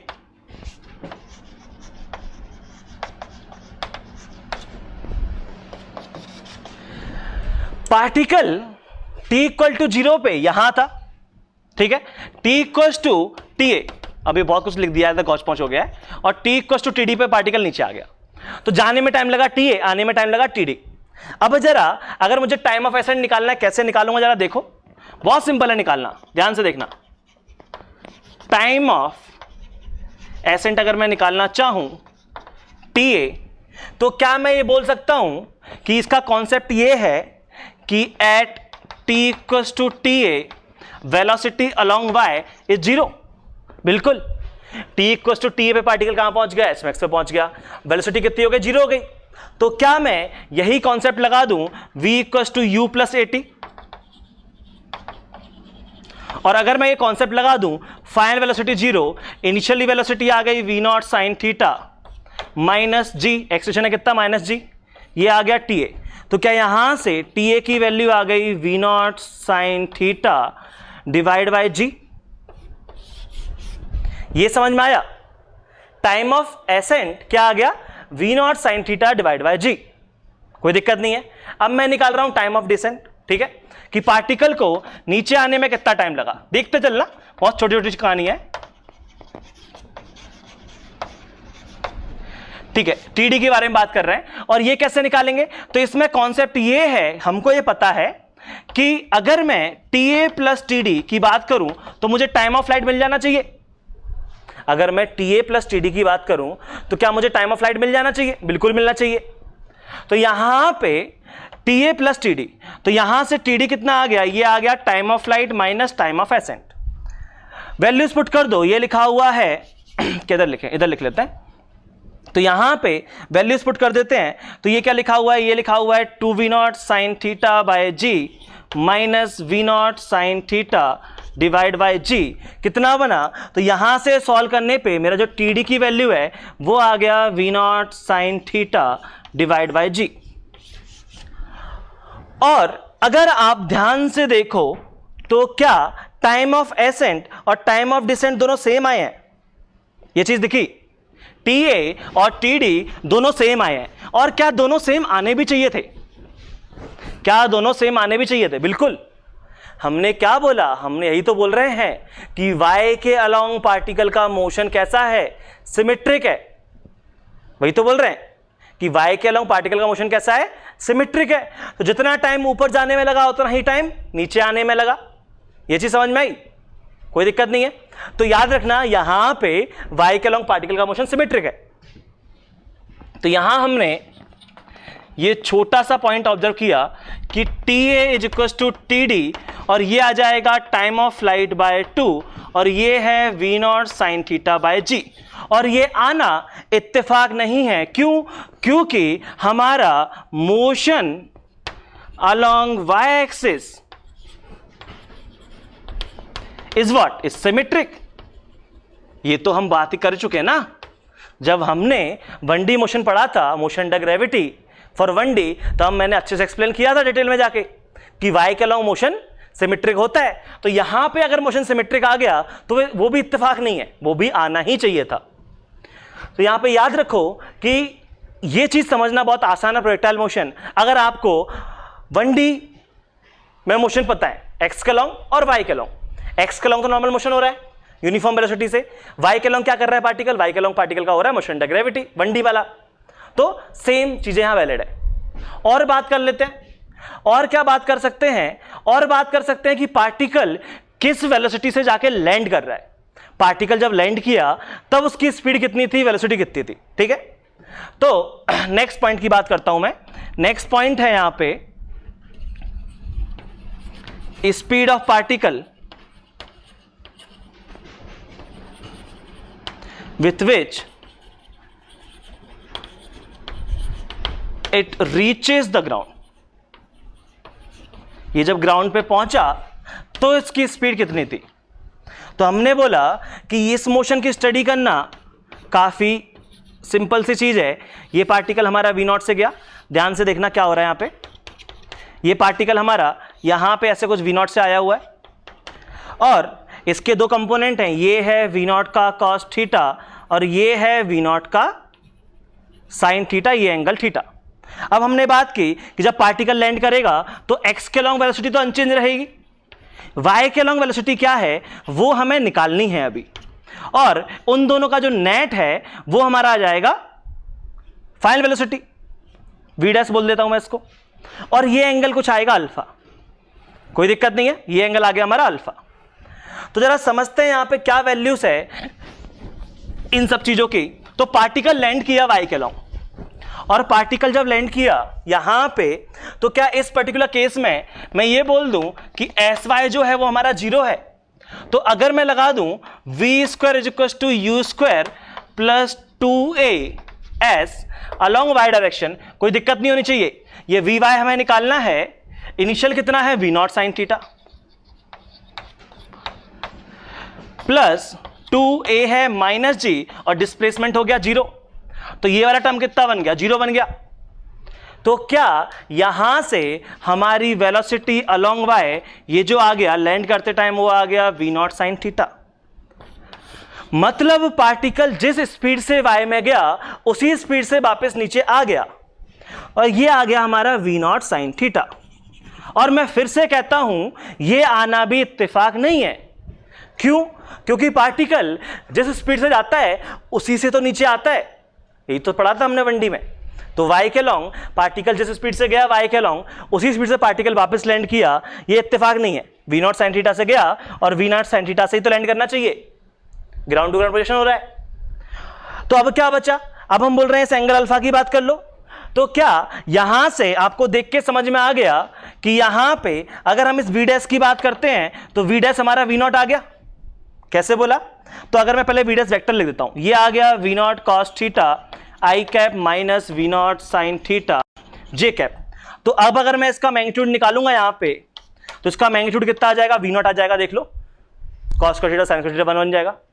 और अगर मैं यहां पे ये एंगल अल्फा निकालना चाहूं तो क्या एंगल अल्फा आ जाएगा एंगल थीटा। कैसे देखा? तो हमने बोला बहुत सिंपल है निकालना। हमने बोला tan अल्फा क्या हो जाएगा, tan अल्फा हो जाएगा vy डिवाइड बाय v0 का cos थीटा। कितना बना ये बन गया हमारा tan थीटा। मतलब ये जो एंगल अल्फा है वही एंगल थीटा है। तो पार्टिकल जिस एंगल से गया है उसी एंगल पे आके वापस लैंड करेगा। तो ये एंगल क्या आ गया हमारा, थीटा आ गया है। ये भी कोई दिक्कत नहीं है, ठीक है। मैंने बहुत सारे पॉइंट बताए हैं, अभी सारे पॉइंट मैं एक साथ अभी बताऊंगा, अभी एक साथ लिखवाऊंगा, अभी सारे पॉइंट रिवाइज करवाऊंगा। अभी एक लास्ट पॉइंट और है, फिर हम लोग कहानी थोड़ा हमारी थियोरेटिकल कहानी खत्म हो जाएगी, फिर हम क्वेश्चंस की तरफ बढ़ेंगे, ठीक है। अब एक लास्ट पॉइंट और बचा है, वो पॉइंट क्या है, वो ये है कि ये बताओ अगर मुझे किसी भी टाइम टी पे ये बताना होता पार्टिकल किस डायरेक्शन में जा रहा है तो आप कैसे कमेंट करोगे, राइट? ये बताना होता। तो डायरेक्शन ऑफ मोशन की बात कर रहा हूं मैं पार्टिकल की। तो जो लास्ट पॉइंट है, कौन सा पॉइंट नंबर है, जो भी है, ठीक है, 6 होगा। तो हम बात कर रहे हैं डायरेक्शन ऑफ मोशन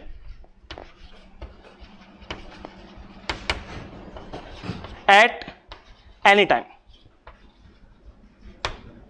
किसी भी टाइम टी डैश पे बात कर लो आप, ठीक है। उस टाइम पे पार्टिकल की डायरेक्शन ऑफ मोशन क्या है मुझे ये बता दो। तो कैसे निकालेंगे? तो हमने बोला देखो ये कहानी भी बहुत सिंपल है, देखते हैं। वही बेसिक कहानी चल रही है, कोई खास नहीं चलेगा। आप देखो, अगर मुझे निकालनी है पार्टिकल की डायरेक्शन ऑफ मोशन इस पॉइंट P पे, ये है हमारा पॉइंट P जो है हमारा t = t डैश पे, तो कैसे निकालोगे? तो हमने बोला कि ये एंगल थीटा है, इसके दो कंपोनेंट आ गए, ये आ गया हमारा वी नॉट कॉस थीटा और ये आ गया हमारा वी नॉट साइन थीटा। तो ये एंगल थीटा कैसे निकाला आपने? ये एंगल थीटा निकालने का एक तरीका ये है, V Y upon V X कर दो, है कि नहीं? तो क्या सेम तरीका मैं लगा दूं यहां पे? अगर मैं बात करूं इस पॉइंट P पे, तो क्या इस पॉइंट P पे मेरा पार्टिकल x के लॉन्ग जा रहा होगा वी नॉट कॉस थीटा से और y के लॉन्ग जा रहा होगा कुछ वी वाई से? क्या है वी वाई मैं निकाल लूंगा, कोई बड़ी बात नहीं है मेरे लिए, है कि नहीं? तो मेरा पार्टिकल इस तरफ जा रहा होगा कुछ पार्टिकल स्पीड v डैश से और ये होगा उसका एंगल अल्फा। ये है वो पॉइंट P जो हम t equal to T dash पे बात कर रहे हैं। और क्या मैं एंगल अल्फा निकाल दूं तो मुझे डायरेक्शन पता चल जाएगा कि मेरा पार्टिकल किस डायरेक्शन में जा रहा है? बिल्कुल।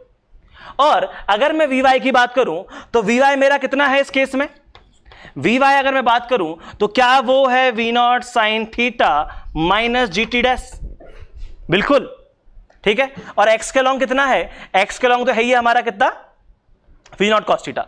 तो इस पॉइंट पे अगर मैं टेन अल्फा की बात करूं तो क्या ये हो जाएगा V Y upon V X? बिल्कुल, देख लो, फिगर से देख के समझ में आ रहा होगा, V Y upon V X. Value छाप देते हैं और आंसर निकाल लेते हैं और उससे हमारा आ जाएगा एंगल अल्फा।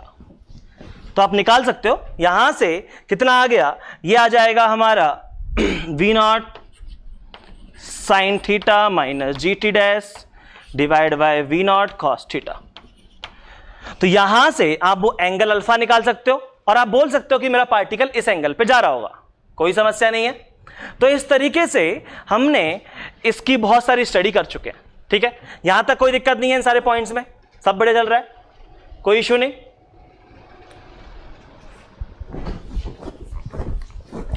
चलो अब अपन बात कर रहे हैं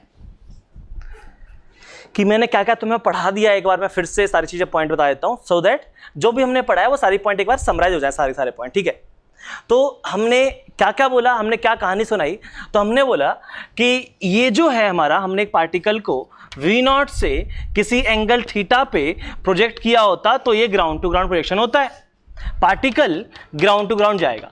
और क्या क्या देख चुके हैं मैं सारे पॉइंट यहां पे इसी फिगर में बता देता हूं। तो हमने बोला कि अगर पार्टिकल t इक्वल टू 0 पे यहां पे है तो t इक्वल टू TF पे पहुंचेगा, जिसकी वैल्यू क्या हो जाएगी, वो डिपेंड करेगा ये कंपोनेंट्स कितने हैं।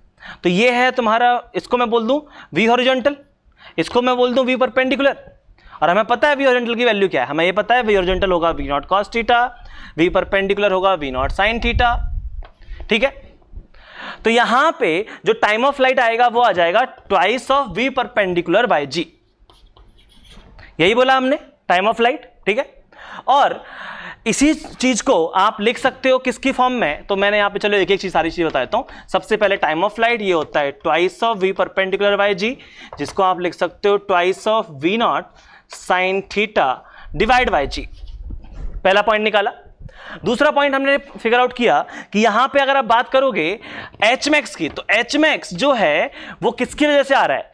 अगेन वो y कंपोनेंट की वजह से आ रहा है। तो क्या मेरा जो एच मैक्स आना चाहिए वो मेरा आना चाहिए v perpendicular square divide by 2g? बिल्कुल, और आता भी यही है। क्या आता है? v नॉट साइन थीटा का स्क्वायर डिवाइड बाय 2g, यही आंसर आता है। फिर हमने बात की कि ये बताओ पार्टिकल की रेंज कितनी है। रेंज हमने किसको बोला? इसको बोला। एक्स के लॉन्ग पार्टिकल ने कितना डिस्टेंस कवर किया, तो हमने बोला जो पार्टिकल की रेंज है वो हो जाएगा v हॉरिजॉन्टल, ठीक है, इनटू टाइम ऑफ फ्लाइट। जिसको सॉल्व किया तो वो तुम्हारा बन गया v naught square sine 2 theta divide by g। ये सारे पॉइंट हमने फिगर आउट किए। फिर हमने देखा कि ये जो पार्टिकल का जो पाथ है दैट इज पैराबोला। अभी हम इसको प्रूफ करेंगे थोड़ी देर में, ठीक है। और हमने क्या देखा? और हमने देखा कि अगर आपको किसी भी टाइम t पे पार्टिकल की वेलोसिटी निकालना है, पोजीशन निकालना है या एक्सेलरेशन कुछ भी निकालना हो तो आप x component plus y component दोनों का वेक्टर सम कर दिया करो। सिंपल सी कहानी है, ठीक है। अब ये जो पॉइंट मैंने लिखे हैं, इस पॉइंट में कुछ और इंपॉर्टेंट चीजें हैं जिसके बारे में हम लोग बात करना चाह रहे हैं, ठीक है। तो सबसे पहले तो अच्छा मुझे ये बताओ कि यहां पे ये जो एंगल थीटा है, ये एंगल थीटा किस केस के लिए? रेंज वाले केस के लिए बात कर रहा हूं मैं, ठीक है। क्या रेंज वाले केस में एंगल थीटा की जो वैल्यू है वो होनी चाहिए 0 से लेके 90 तक। 90 को अपन लिख रहे हैं पाई बाय 2, रेडियन में लिखा हुआ है, ठीक है, कि 0 से लेके π/2 तक। क्या ये लिखना सही है? कोई बोल सकता है नहीं सर, एंगल तो 90 ज्यादा हो सकता है। कैसे? तो उसने बोला कि सर देखो, अगर आपने बॉल को ऐसे फेंका तो एंगल ये है, ये मान लो 45 डिग्री आ गया, ऐसे फेंका तो एंगल आ गया 90। आप ऐसे फेंक दो, अगर आपने ऐसे फेंका तो आपका जो एंगल है वो ऐसे आ जाएगा, ग्रेटर देन 90। नहीं, अगर आपने ऐसे फेंका तो क्या, इस फिगर को मैं फिर से बना रहा हूं, अगर आपने पार्टिकल को ऐसे फेंक दिया तो क्या आपका पार्टिकल ऐसे जाएगा, और अगर ऐसे जाएगा तो क्या आप एंगल इस बार ये वाला लोगे, और क्या फिर से ये एंगल लेस देन 90 आ गया? बिल्कुल।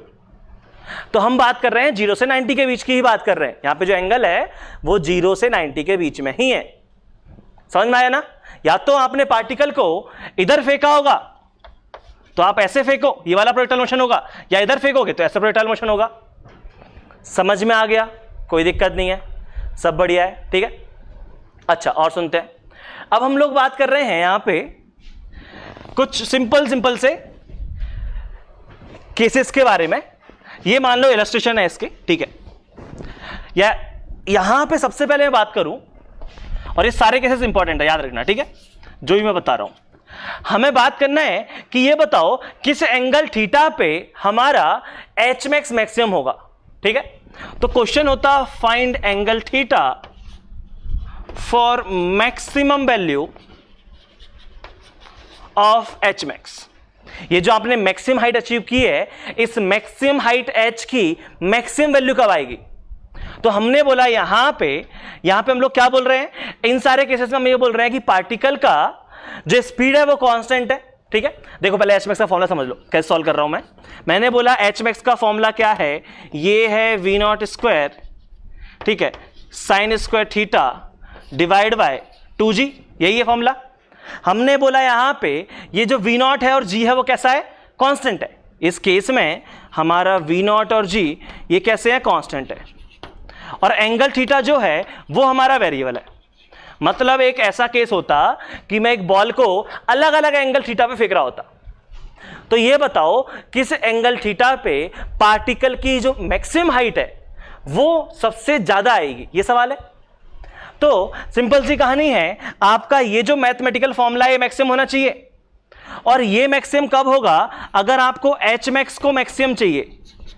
अगर आपको एच मैक्स मैक्सिमम चाहिए तो क्या आपका जो साइन थीटा है वो मैक्सिमम होना चाहिए, मानते हो कि नहीं? और साइन थीटा मैक्सिमम कब होता है? साइन थीटा मैक्सिमम होता है जब आपका एंगल होता है 90 डिग्री। 90 डिग्री पे आपका साइन थीटा मैक्सिमम होता है 1। तो एच मैक्स आपका जो मैक्सिमम आएगा वो कब आएगा, जब आपका एंगल होगा 90 डिग्री। ये समझ में आया? और अगर मैं एंगल बोल रहा हूं 90 डिग्री तो इसका मतलब क्या है, देखो इसका मतलब यह है कि आपने अपने पार्टिकल को ऐसे फेंक दिया इस तरफ, और कितने से, v0 से। यह समझ में आया? ये क्या बन गया, हमारा 1D मोशन बन गया, ठीक है। पार्टिकल को आपने ऐसे v0 से फेंक दिया होता और तभी तो मैक्सिमम आया आपका। अब जरा सोच के देखो, आप बॉल को कुछ v0 स्पीड से फेंक रहे हो, तो मैं बोल रहा हूं आप बॉल को कुछ ताकत लगा के फेंक रहे हो, ठीक है। अब आपने जो उसको v0 स्पीड से फेंका, अगर मैंने उसे किसी एंगल थीटा पे फेंका होता तो क्या उसका एक x कंपोनेंट आता, एक y कंपोनेंट आता? और अगर उसका x कंपोनेंट आया तो क्या उसकी स्पीड कुछ स्पीड जो है वो खाली x कंपोनेंट के अलाउ? हमें अगर मैक्सिमम चाहिए तो क्या हमें ये नहीं चाहिए कि मैं पार्टिकल को जितनी ताकत से फेंक रहा हूं मुझे पूरी ताकत से ऊपर ही फेंकना चाहिए उसको? ये तो करते हैं रियल लाइफ में। अगर आप ऐसे फेंकते हो तो x कंपोनेंट भी आया, y कंपोनेंट भी आया, लेकिन अगर आपने बॉल को ऐसे फेंका ऊपर की तरफ ऐसे, ठीक है, तो उस केस में क्या होगा, तो उस केस में हमारा पार्टिकल मैक्सिमम हाइट तक जाएगा, एच मैक्स सबसे ज्यादा होगा उस केस में। तो एच मैक्स सबसे ज्यादा कब है, जब एंगल 90 डिग्री है। और अगर मैं इस केस में बात करूं मेरा एच मैक्स कितना आ रहा है, तो मेरा जो एच मैक्स आया वो आ गया कितना, एंगल 90 डिग्री पुट कर दो तो ये आ गया v²/2g। कोई दिक्कत नहीं है। ये छोटे छोटे केसेस है, बस सुन लो सो दैट आगे जाके कभी दिक्कत ना आए। फिर मैंने बोला होता कि अच्छा ये मेरे को बताओ find angle theta for maximum value of range. अगर मुझे आर मैक्सिमम करना है तो कितना एंगल होना चाहिए? तो मैंने बोला आर क्या है? आर है आपका v naught square sine 2 theta divide by g. और अगर आपको आर मैक्सिमम चाहिए तो क्या आपका जो साइन 2 थीटा है वो मैक्सिमम होना चाहिए। और साइन 2 थीटा कब मैक्सिमम होगा? साइन 2 थीटा मैक्सिमम होने के लिए 2 थीटा की वैल्यू 90 डिग्री होनी चाहिए। ये समझ में आया? साइन के अंदर कुछ लिखा हुआ है, साइन ऑफ समथिंग मैक्सिमम है, तो ये कितना हो सकता है मैक्सिमम? 1 हो सकता है। तो साइन ऑफ 2 थीटा 1 हो गया, मतलब 2 थीटा कितना आ गया? 90 डिग्री आ गया। ये समझ में आया? मतलब इस केस में हम ये बोल रहे हैं कि हमारा जो एंगल है वो कितना आ जाए? हमारा एंगल थीटा आ जाए 45 डिग्री और π/4 रेडियन। ये बोल सकता हूं। अगर मैंने 45 डिग्री पे मेरे पार्टिकल को फेंका तो मेरी रेंज मैक्सिमम आएगी। ये समझ में आ गया? कोई दिक्कत नहीं है। तो इस तरीके से हमने दो चीजें पता की कि 45 डिग्री पे रेंज मैक्सिमम आती है, और हमने पता की कि 90 डिग्री पे अगर मैंने पार्टिकल को फेंका तो पार्टिकल मैक्सिमम वैल्यू अचीव करेगा एच मैक्स में। चलो और केस देख लेते हैं, एक आध दो। एक केस और ले लो, जैसे कि मैंने पूछा होता find angle theta if H max और आर बराबर हो जाए। मैंने एक केस में बात की जब एच मैक्स को मैंने सबसे बड़ा किया, सेकंड केस जब आर सबसे बड़ा हुआ। अब तीसरा केस की बात कर रहे हैं, दोनों इक्वल होंगे। तो दोनों इक्वल होंगे तो कंडीशन लगा दो। ये क्या बन जाएगा? ये बन जाएगा v naught square sine square theta divide by 2g। Range कितना आ जाती है? रेंज आ जाती है we naught square sine 2 theta. Sine 2 theta होता है 2 sine theta cos theta divide by g. ध्यान से देखो, v square by g cancel हो गया, एक साइन थीटा से एक साइन थीटा कैंसिल हो गया, कोई दिक्कत नहीं है। ध्यान से देखोगे तो ये लिखा हुआ है साइन थीटा बाय 2, इसकी value twice of cos theta. मतलब यहां से हमारा आ गया टेन थीटा की वैल्यू 4। मतलब अगर मैं theta equal to tan inverse 4 इस एंगल पे अगर मैंने अपनी बॉल को प्रोजेक्ट किया तो मेरा एच मैक्स और रेंज दोनों कैसे आएंगे? बराबर आएंगे। ठीक है, तो ये अलग अलग केसेस हैं। इनमें सॉल्व करने का तरीका ये है कि कुछ कंडीशन दी हुई है तो आप वो कंडीशन फॉलो कर लो। प्योर मैथमेटिकल क्वेश्चन है ये वाले। ठीक है, और देखो कैसे क्वेश्चन हो सकते हैं। तो यहां पे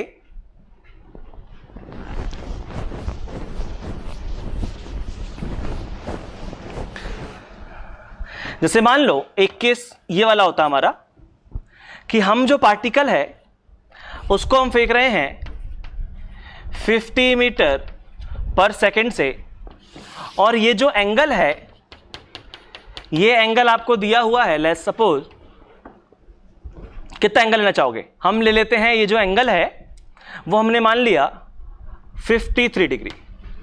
ठीक है, अब आपको इस पर्टिकुलर केस में बात करनी होती, तो पार्टिकल हमारा ऐसे जाता, कुछ आपसे पूछा गया फाइंड टाइम ऑफ लाइट।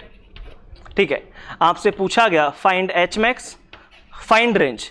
ये तीन चीजें तो पक्का पूछ लेंगे, कोई बड़ी बात नहीं है। ठीक है, और क्या क्या पूछ सकते हैं? और आपसे पूछ सकते हैं velocity and speed at T is equal to कितना? टी इज इक्वल टू हम बात कर लेते हैं 2 सेकेंड। ठीक है, और क्या क्या पूछ सकते हैं? ध्यान से सुनना, काफी कुछ पूछ सकते हैं। ठीक है, आपसे पूछ सकते हैं find time when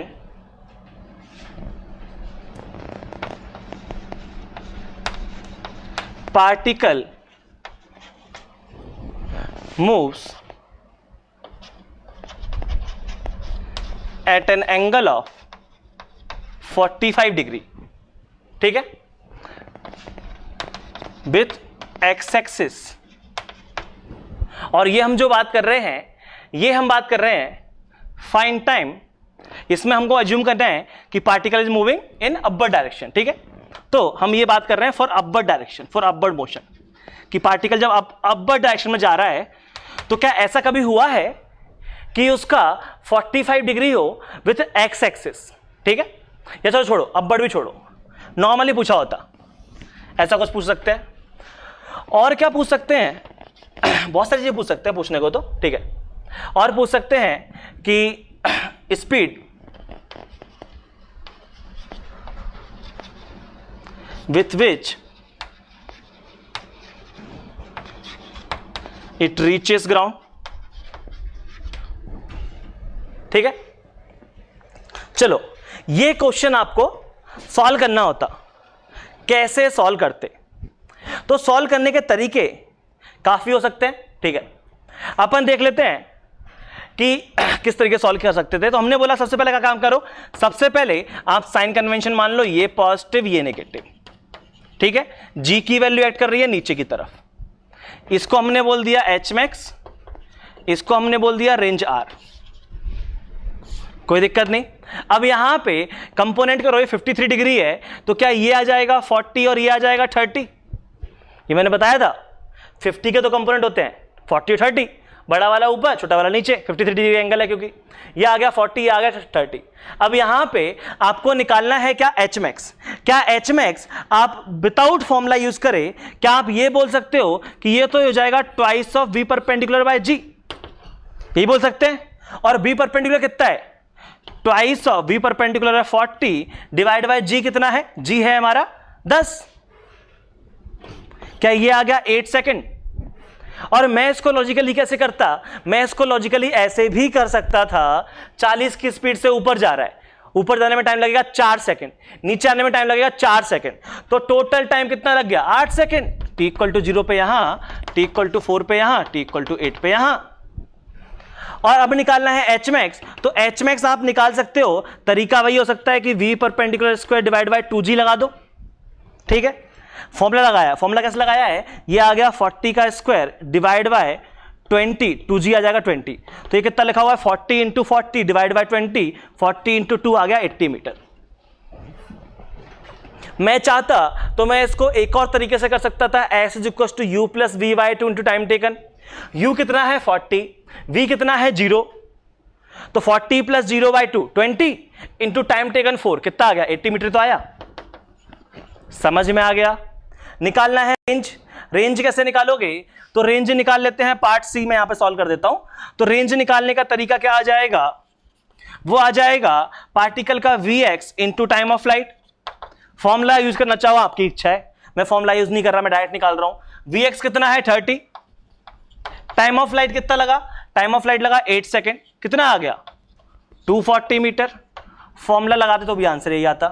velocity and speed है t इक्वल टू 2 सेकेंड। तो देखो कैसे सॉल्व करना है, t इक्वल टू 2 पे क्या हो रहा होगा, t इक्वल टू 2 पे पार्टिकल यहां कहीं होगा, और ये वाला कंपोनेंट तो चेंज होगा नहीं, ये वाला कंपोनेंट चेंज हो जाएगा, और 2 सेकंड लग गए वाई डायरेक्शन में, तो कितना कम हुआ हो गया होगा 20 कम हो गया होगा। 40 में से 20 कम कर दो कितना बचा 20 बचा। ये समझ में आया। तो पार्ट डी जो है वो अपन ने काफी लॉजिकली सॉल्व कर लिया, बोला ये 30 है और ये कितना बचा 20। तो यहां पे पार्टिकल की जो वेलोसिटी आ गई वो आ गई t इक्वल टू 2 पे 30 i cap plus 20 j cap.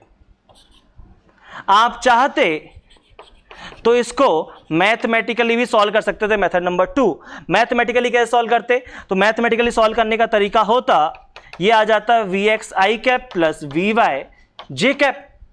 vx कितना आएगा, vx तो अनचेंज रहेगा, वो तो 30 आ जाएगा, और vy कितना आ जाएगा, vy आ जाएगा 40 माइनस gt, कितना आ गया, क्या फिर से सेम आंसर आ गया 30 i cap plus 20 j cap. तो इसमें कोई दिक्कत नहीं हुई, हमने काफी आसानी से ये सवाल अभी तक सॉल्व कर लिए। और आगे पार्ट की बात करते हैं। और क्या पूछा गया है क्वेश्चन में, और पूछा गया है यहां से कि ये बताओ कि वो टाइम बताओ जब particle 45 degree with x axis से मूव कर रहा होता। तो जरा सोच के देखो, इस पर्टिकुलर मोशन में, इस पर्टिकुलर मोशन में पार्टिकल जब ऊपर जा रहा है तो ऊपर जाते टाइम भी एंगल 45 डिग्री हो सकता है विथ एक्स एक्सिस, और पार्टिकल जब नीचे आ रहा है तब भी तो एंगल 45 डिग्री हो सकता है। ये चमका, तो ये जो एंगल बोला है वो 2 बार 45 डिग्री हो सकता है, एक बार ऊपर जाते टाइम और एक बार नीचे आते टाइम। और 45 डिग्री होने के लिए कंडीशन क्या है? वो कंडीशन ये है कि इसके जो दोनों कंपोनेंट हैं वो कैसे होने चाहिए? इक्वल होने चाहिए। तो x कंपोनेंट तो पता है 30 है, तो y कंपोनेंट भी कितना होना चाहिए? 30 होना चाहिए। x कंपोनेंट तो पता है 30 है, y कंपोनेंट कितना होना चाहिए? 30 होना चाहिए। ये चमका। अब इनको मैं लॉजिकली सॉल्व कर सकता हूं डायरेक्ट। देखो कैसे। मैंने बोला कि t इक्वल टू 0 पे पार्टिकल यहां है, 40 से 30 हो गया, कितना टाइम लगा? 1 सेकेंड। ये समझा? और यहां देखो, यहां पे कितनी स्पीड थी? यहां पे स्पीड थी 0। यहां पे स्पीड कितनी है? y के अलोंग 0 है। vy जो है पार्टिकल का यहां पे वो 0 है। 0 से 30 कितना टाइम लगेगा बढ़ने में? 0 से 30 बढ़ने में टाइम लगेगा 3 सेकंड का। तो 4 में 3 सेकंड का सम कर दो, कितना आ गया? t equal to 7। ये समझ में आया? वरना ऐसे भी सोच सकते थे कि यहां से यहां तक टाइम लगा 1 सेकंड, यहां से यहां तक टाइम लगा 3 सेकंड, तो 3 सेकंड ही और लगेगा नीचे आने में। सिमेट्रिक मोशन है, 3 ऊपर जाने में लगा, 3 नीचे आने में लगा, तो 4 + 3 7। कैसे भी कर सकते हो। तो मैंने लॉजिकली आंसर निकाल लिया, और उसका जो मैंने लॉजिकली आंसर निकाला वो लॉजिकली आंसर आ गया t equals to 1 and t equals to 7। ये चमका, कोई दिक्कत नहीं है। बाकी अगर आपकी इच्छा होती तो आप इसको मैथमेटिकली भी सॉल्व कर सकते थे। कैसे करोगे मैथमेटिकली सॉल्व? देखो ऐसे सॉल्व करोगे। तुमने बोला ये जो एंगल है tan अल्फा, ये क्या होता है? ये होता है vy डिवाइड बाय vx। यही तो होता है, मानते हो कि नहीं? अब ये जो 45 डिग्री है, दो केसेस है यहां पे। दो केसेस कैसे हैं? देखो, एक केस तो ये है कि जब ये वाला एंगल होता, तो इसमें दो केसेस बन रहे हैं, हमें दोनों को सॉल्व करना पड़ेगा। एक केस ये वाला बन रहा है जब ये एंगल 45 डिग्री है, और एक केस ये वाला बन रहा है जब ये वाला एंगल 45 डिग्री है। तो इस वाले केस के लिए तो tan 45 डिग्री है, लेकिन इसके लिए क्या tan -45 है? ये चमका। अगर x से ऊपर एंगल है तो पॉजिटिव है, बचपन में पढ़ाया था। अगर x एक्सिस से ऊपर एंगल होता है तो पॉजिटिव, अगर x एक्सिस से एंगल नीचे है तो नेगेटिव। ये चमका ना, क्योंकि ये कौन सा क्वाड्रेंट है? 4th क्वाड्रेंट है, और 4th क्वाड्रेंट में tan थीटा कैसा होना चाहिए? नेगेटिव। तो यहां पर tan 45 लिखूंगा कि tan -45? tan -45। ये चमका। तो यहां पे सॉल्व करने का तरीका क्या होता? एक इस केस का एक होता है, एक यहां पे होता। तो यहां पे जो एंगल थीटा आ गया, यहां पे थीटा की वैल्यू पुट करो 45 डिग्री, और यहां पे थीटा की वैल्यू पुट करो -45 डिग्री। तो इसके दो केस बनते हैं। जरा आपको दोनों केसेस सॉल्व करने पड़ेंगे एक एक करके। तो मैं सॉल्व कर देता हूं। यहां पे उन्हीं केसेस की बात कर रहा हूं, पार्ट ए ही चल रहा है अभी भी। तो यहां पे कितना आ गया? ये आ गया tan 45 degree is equal to vy divide by vx। ये है vx, ये है vy, ये है vx, ये है vy। तो vy कितना आ गया? ये आ गया 1 vy divide by vx। vx कितना दिया हुआ है? 30 दिया हुआ, पता है, चेंज ही नहीं होगा। तो यहां से vy कितना आ गया? 30 आ गया। और by 30 कब होगा? तो v इक्वल टू u + 80 लगा दूं मैं। तो v इक्वल टू u + 80 लगाना पड़ेगा इसको सॉल्व करने के लिए। तो इसी को हम आगे सॉल्व कर रहे हैं। तो यहां लगा दो v इक्वल टू u + 80। ये आ जाएगा 30। u कितना है? 40 - 10 × t। t की वैल्यू कितनी आ गई? 1 सेकेंड। तो ये वाला केस कब बनेगा? t इक्वल टू 1 पे। ये वाला केस कब बन गया? t equal to 1 second. समझ में आ गया? मैथमेटिकली सॉल्व करके बता रहा हूं, लॉजिकली बता चुका हूं, ठीक है। और मैथमेटिकली कैसे सॉल्व करते हैं इसको आगे? तो दूसरा केस जो बना, दूसरा केस बना इधर लिख लेता हूं, ठीक है। दूसरा केस जो बना, दूसरा केस बना मेरा कितना? tan -45 डिग्री, और ये आ जाता vy divide by vx। vy divide by vx, ध्यान से देखना। ये कितना है? -1। और ये vy कितना है? पता नहीं। vx कितना है? vx है हमारा 30। तो vy डैश की वैल्यू कितनी आ गई? -30। और ये वेलोसिटी -30 आना इत्तेफाक भी नहीं है, -30 आना चाहिए। क्यों? क्योंकि पार्टिकल नीचे की तरफ जा रहा है। तो नीचे की तरफ जा रहा है तो वेलोसिटी कैसी होगी? नेगेटिव ही होनी चाहिए, कोई दिक्कत नहीं है। तो vy आ गया -30। अब vy -30 आ गया, तो vy -30 कब होगा? वही v इक्वल टू u + 80 लगा दो। ये है -30, ये है 40 - 10 इंटू टी। सॉल्व कर लो तो ये आ जाएगा -70 इक्वल्स टू -10t। ये कैंसिल हो गया, t की वैल्यू आ गई 7। तो ये कब होगा? इधर होगा t इक्वल्स टू 7 सेकेंड पे। पर्सनली मैं रिकमेंड करूंगा लॉजिकल अप्रोच यूज कर लो, टाइम कम लगता है और चीजें समझ में आती है क्या हो रहा है। ठीक है, लास्ट क्वेश्चन, ये बताओ पार्टिकल किस स्पीड से ग्राउंड की तरफ आएगा? ये तो पूछने वाली कोई बात ही नहीं है, तो बहुत सिंपल सी चीज पूछ ली। पार्टिकल जिस स्पीड से गया उसी से तो वापस आएगा। देखो कैसे, ये तो अनचेंज रहेगी 30 और ये 0 है 4 पे, t इक्वल्स टू 4 पे कितना हो जाएगा? 40 हो जाएगा। दोनों का रिजल्टेंट कितना आ गया? 50 मीटर पर सेकेंड। तो इक्वल आना भी चाहिए था, 50 से फेंक आया तो 50 से नीचे लैंड करेगा। और ये एंगल कितना है? ये एंगल आ गया 53 डिग्री। समझ में आया? तो आई होप ये सारी कहानी समझ में आ रही है।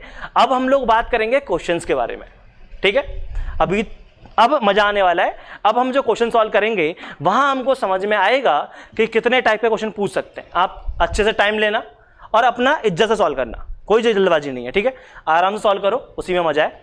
चलो क्वेश्चन देखते हैं। फिर सामने क्वेश्चन लिखे हुए हैं, 5 क्वेश्चन लिखे हुए हैं। ठीक है, 5 क्वेश्चन काफी सिंपल क्वेश्चन हैं। यहाँ पे क्या बोला गया? आपको H max divide by R की वैल्यू निकालनी है। इसमें बोला गया एक पार्टिकल को मैंने सेम स्पीड से दो डिफरेंट एंगल से फेंका और पार्टिकल सेम पॉइंट पे जाके गिरा, मतलब दोनों केस में रेंज कैसी है? सेम है। तो आपको बोला गया है कि बताओ ये θ1 और θ2 में क्या रिलेशन होगा। ठीक है, तो बेसिकली अगर मैं इसमें हिंट दूं तो इस क्वेश्चन में तुम्हें वैल्यू निकालनी है θ1 प्लस θ2। ये बताओ कितना होगा? आप ये निकाल दो, ये क्वेश्चन हो जाएगा। उसके बाद नेक्स्ट क्वेश्चन सिंपल सा है, 37 डिग्री एंगल में फेंका है। ठीक है, time of flight, H max और रेंज एंड एवरेज वेलोसिटी पूछी गई है। सिमिलरली ये वाला क्वेश्चन है, यहाँ पे 30 डिग्री एंगल में प्रोजेक्ट किया गया है और आपको ये सारी चीजें बतानी है। देन ये क्वेश्चन भी काफी सिंपल है, आपको बोला गया है कि time of flight H max R, और वो टाइम बताओ जब एक्सेलरेशन जो है वो परपेंडिकुलर हो वेलोसिटी के। तो क्या करना देना, वेलोसिटी और एक्सेलरेशन दोनों का डॉट प्रोडक्ट किसी भी टाइम टी पे 0 होना चाहिए, तभी तो परपेंडिकुलर होंगे। तो दोनों का डॉट प्रोडक्ट 0 कर देना। सॉल्व करो, 5 क्वेश्चन है और 5 क्वेश्चन को सॉल्व करने के लिए टाइम मिलेगा तुमको 10 से 15 मिनट। ठीक है, फटाफट सॉल्व करो। चलो, आई थिंक सॉल्व कर लिए होंगे। हम बात कर रहे हैं H max divide by R कितना आएगा। तो काफी सिंपल सी कहानी है, आप क्या करो, आप H max divide by R की वैल्यू पुट कर दो। तो जो फर्स्ट का सॉल्यूशन है वो होगा, हमें निकालना है H max divide by R. और एच मैक्स क्या है हमारा? एच मैक्स है v0 square sine square theta divide by 2g। इसको डिवाइड करना रेंज, रेंज कितना है? रेंज है v0 square twice of sine theta cos theta divide by g। क्या यही बना? तो इस हिसाब से आप देखोगे तो v square by ji cancel हो गया। ठीक है, कितना बना? ये लिखा हुआ है tan थीटा डिवाइड बाय 4। ये समझ में आया? और अगर तुम्हें थोड़ी देर पहले जो मैंने इलस्ट्रेशन सॉल्व करवाया था अगर वो याद है तो तुम्हें ये चीज पता होगी कि एच मैक्स और आर कब सेम होते हैं? जब tan थीटा की वैल्यू 4 हो जाएगी। ये समझ में आया? तो यहां से एच मैक्स बाय आर की वैल्यू tan थीटा बाय 4। ठीक है, देन हम बात कर रहे हैं नेक्स्ट क्वेश्चन में। इसमें क्या है कि रेंज हमारी जो है वो सेम आ रही है, तो हम R1 और R2 को सेम कर देते हैं। दोनों केसेस में रेंज सेम आ रही है, तो इसका मतलब ये है कि R1 should be equal to R2। और ये कैसे है? तो R1 क्या आ जाएगा? R1 आ जाएगा v0 square sine 2 θ1 divide by g। इसकी वैल्यू होनी चाहिए v0 square divide by sine 2 θ2 divide by g। v square by ji cancel हो गया, यहां से आ गया sine 2 θ1 should be equal to sine 2 θ2। अब ये कब इक्वल होगा? तो हमने बोला ये तो तब इक्वल होगा जब θ1 और θ2 इक्वल हो जाए। लेकिन क्वेश्चन में बोला गया था कि एंगल कैसे होने चाहिए? डिफरेंट होने चाहिए। मतलब θ1 और θ2 आपको सेम नहीं चाहिए। तो कैसे सॉल्व करोगे? तो फिर इसमें काम आएगी आपकी बेसिक ट्रिग्नोमेट्री की नॉलेज। और ट्रिग्नोमेट्री में क्या सिखाया गया है? ट्रिग्नोमेट्री में सिखाया गया था कि जो साइन अल्फा होता है और साइन ऑफ 180 माइनस अल्फा, क्या दोनों इक्वल होते हैं? क्या साइन अल्फा और साइन 180 माइनस अल्फा इक्वल होते हैं? बिल्कुल होते हैं। तो सिमिलर मैनर में अगर मैं इसको लिखना चाहूं तो क्या ये लिखा हुआ है, ध्यान से देखना, ये लिखा हुआ है sine 2 theta is equal to sine of, ये होना चाहिए 180 माइनस 2 थीटा। ये समझ में आया? ये थीटा 1 और इसको मैं लिख दूं थीटा 2। कोई समस्या है इसमें किसी को? कोई दिक्कत नहीं है। ये चमका क्या किया मैंने यहां से जो थीटा 2 है, यहां से मैंने क्या लिख दिया, यहां से मैंने लिख दिया साइन ऑफ, अगर मैं 2 थीटा 2 को लिखूं तो क्या हो जाएगा, साइन ऑफ 180 माइनस अल्फा की जगह क्या लेके आ गया मैं, 2 थीटा 2, तो यहां कितना आ जाएगा 2 थीटा 2, और इसकी वैल्यू मैंने छाप दी। कोई समस्या नहीं है। अब इसके बाद हम लोग क्या लिख रहे हैं इसको, इसके बाद आप लिख सकते हो कि जो आपका 2 थीटा 1 है, आपका जो 2 थीटा 1 है, this should be equal to 180 minus 2 theta 2। ये समझ में आया? बेसिकली मैंने ये बोला कि अगर ये एंगल और ये एंगल दोनों सेम होने चाहिए, है कि नहीं? तो यहां पे हमारा क्या रिलेशन आ गया, ये आ गया twice of 2 theta 1, 2 theta 1 plus 2 theta 2, इसकी वैल्यू 180, मतलब थीटा 1 प्लस थीटा 2, इसकी वैल्यू 90 डिग्री। ये समझ में आया?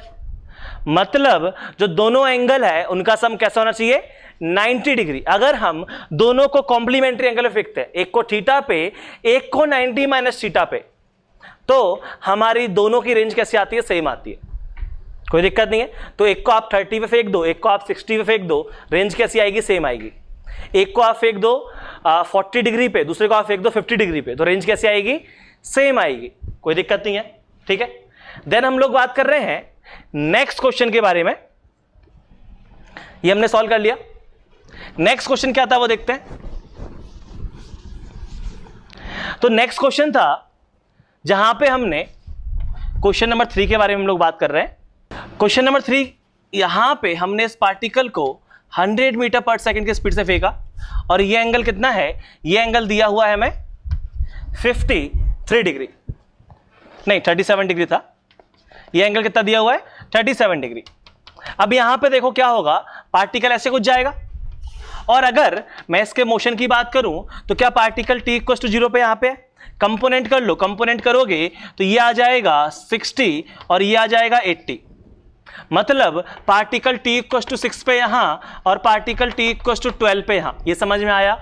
तो फर्स्ट हमारा जो टाइम ऑफ लाइट है वो कितना आ गया, 12 सेकेंड। कोई दिक्कत नहीं हुई। उसके बाद पूछा गया एच मैक्स कितना आएगा, तो एच मैक्स भी आप निकाल सकते हो बहुत इजीली। क्या हो जाएगा, 60 का square v square divide by 2g। ये तो करेंगे, तो 60 इंटू 60 डिवाइड बाई 20, ये कितना आ गया, 180 मीटर। यहां भी कोई दिक्कत नहीं हुई। फिर पूछा गया रेंज, और रेंज कैसे निकालोगे, तो रेंज बहुत सिंपल सी बात है, ये आ जाएगा vx into time of light, 80 multiply by time of light कितना है आपका, 12। कोई दिक्कत नहीं है, इस तरीके से निकाल लिया हमने। तो ये कितना लिखा हुआ है, ये आपका लिखा हुआ है 960 मीटर। समझ में आया? अब और क्या पूछा गया था, और इस क्वेश्चन में पूछा गया था आपसे average velocity for first 8 second. अगर 8 सेकेंड के लिए आपको निकालना है एवरेज वेलोसिटी, तो देखो कैसे निकालेंगे। तो एवरेज वेलोसिटी जो आ जाएगी वो आ जाएगा आपका displacement divide by time taken, और डिस्प्लेसमेंट निकालना है तो सीधा ही फॉर्मूले में u plus ut plus half square formula put कर दो, या फिर और भी तरीके हैं निकालने के। मैं चलो लॉजिकली निकाल देता हूं, ठीक है। तो लॉजिकली हमने क्या बोला है, एच मैक्स कितना आया हमारा, एच मैक्स आया 180 मीटर। अब यहां पे देखो, यहां पे आप बात करोगे तो t इक्वल टू 6, तो t इक्वल टू 8 पे क्या होगा, t इक्वल टू 8 पे ये कंपोनेंट तो 80 है, और ये कंपोनेंट कितना आ जाएगा 20। तो ये बताओ इस 2 सेकंड के इंटरवल में पार्टिकल ने कितना डिस्टेंस ट्रेवल कर लिया। ये आप निकाल सकते हो इस डिस्टेंस को u plus B by 2 into time taken, तो ये आ जाएगा 0 प्लस 20 बाई 2, टाइम टेकन कितना है 2 सेकंड। तो d कितना आ गया हमारा, 20 मीटर आ गया। तो पार्टिकल ने कितना डिस्टेंस कवर किया, 20 मीटर। तो डिस्प्लेसमेंट की बात करनी है, डिस्प्लेसमेंट कितना हो जाएगा, डिस्प्लेसमेंट हो जाएगा इस पॉइंट से इस पॉइंट तक का। तो आपकी काउंट करो कितना है ये डिस्प्लेसमेंट, ये है 180 माइनस 20, 180 माइनस 20 कितना आ गया, 160। तो मैंने तो लॉजिकली निकाल लिया, ठीक है। आप चाहो तो फॉर्मूला लगा सकते हो ut plus half A T square या u plus V by 2 into time taken. 160 divide by time taken कितना है 8 सेकेंड, तो कितना आ गया, ये आ गया 20 मीटर पर सेकेंड। कोई फाइट नहीं है। और याद रखना, अगर आपको इस क्वेश्चन में डिस्प्लेसमेंट निकालना है तो डिस्प्लेसमेंट निकालने के लिए आप u plus V by two into time taken भी कर सकते हैं। कैसे कर रहा हूं ध्यान से देखो, u कितना है मेरा 60 प्लस 60, v कितना है मेरा 20, नहीं v है मेरा -20। क्यों?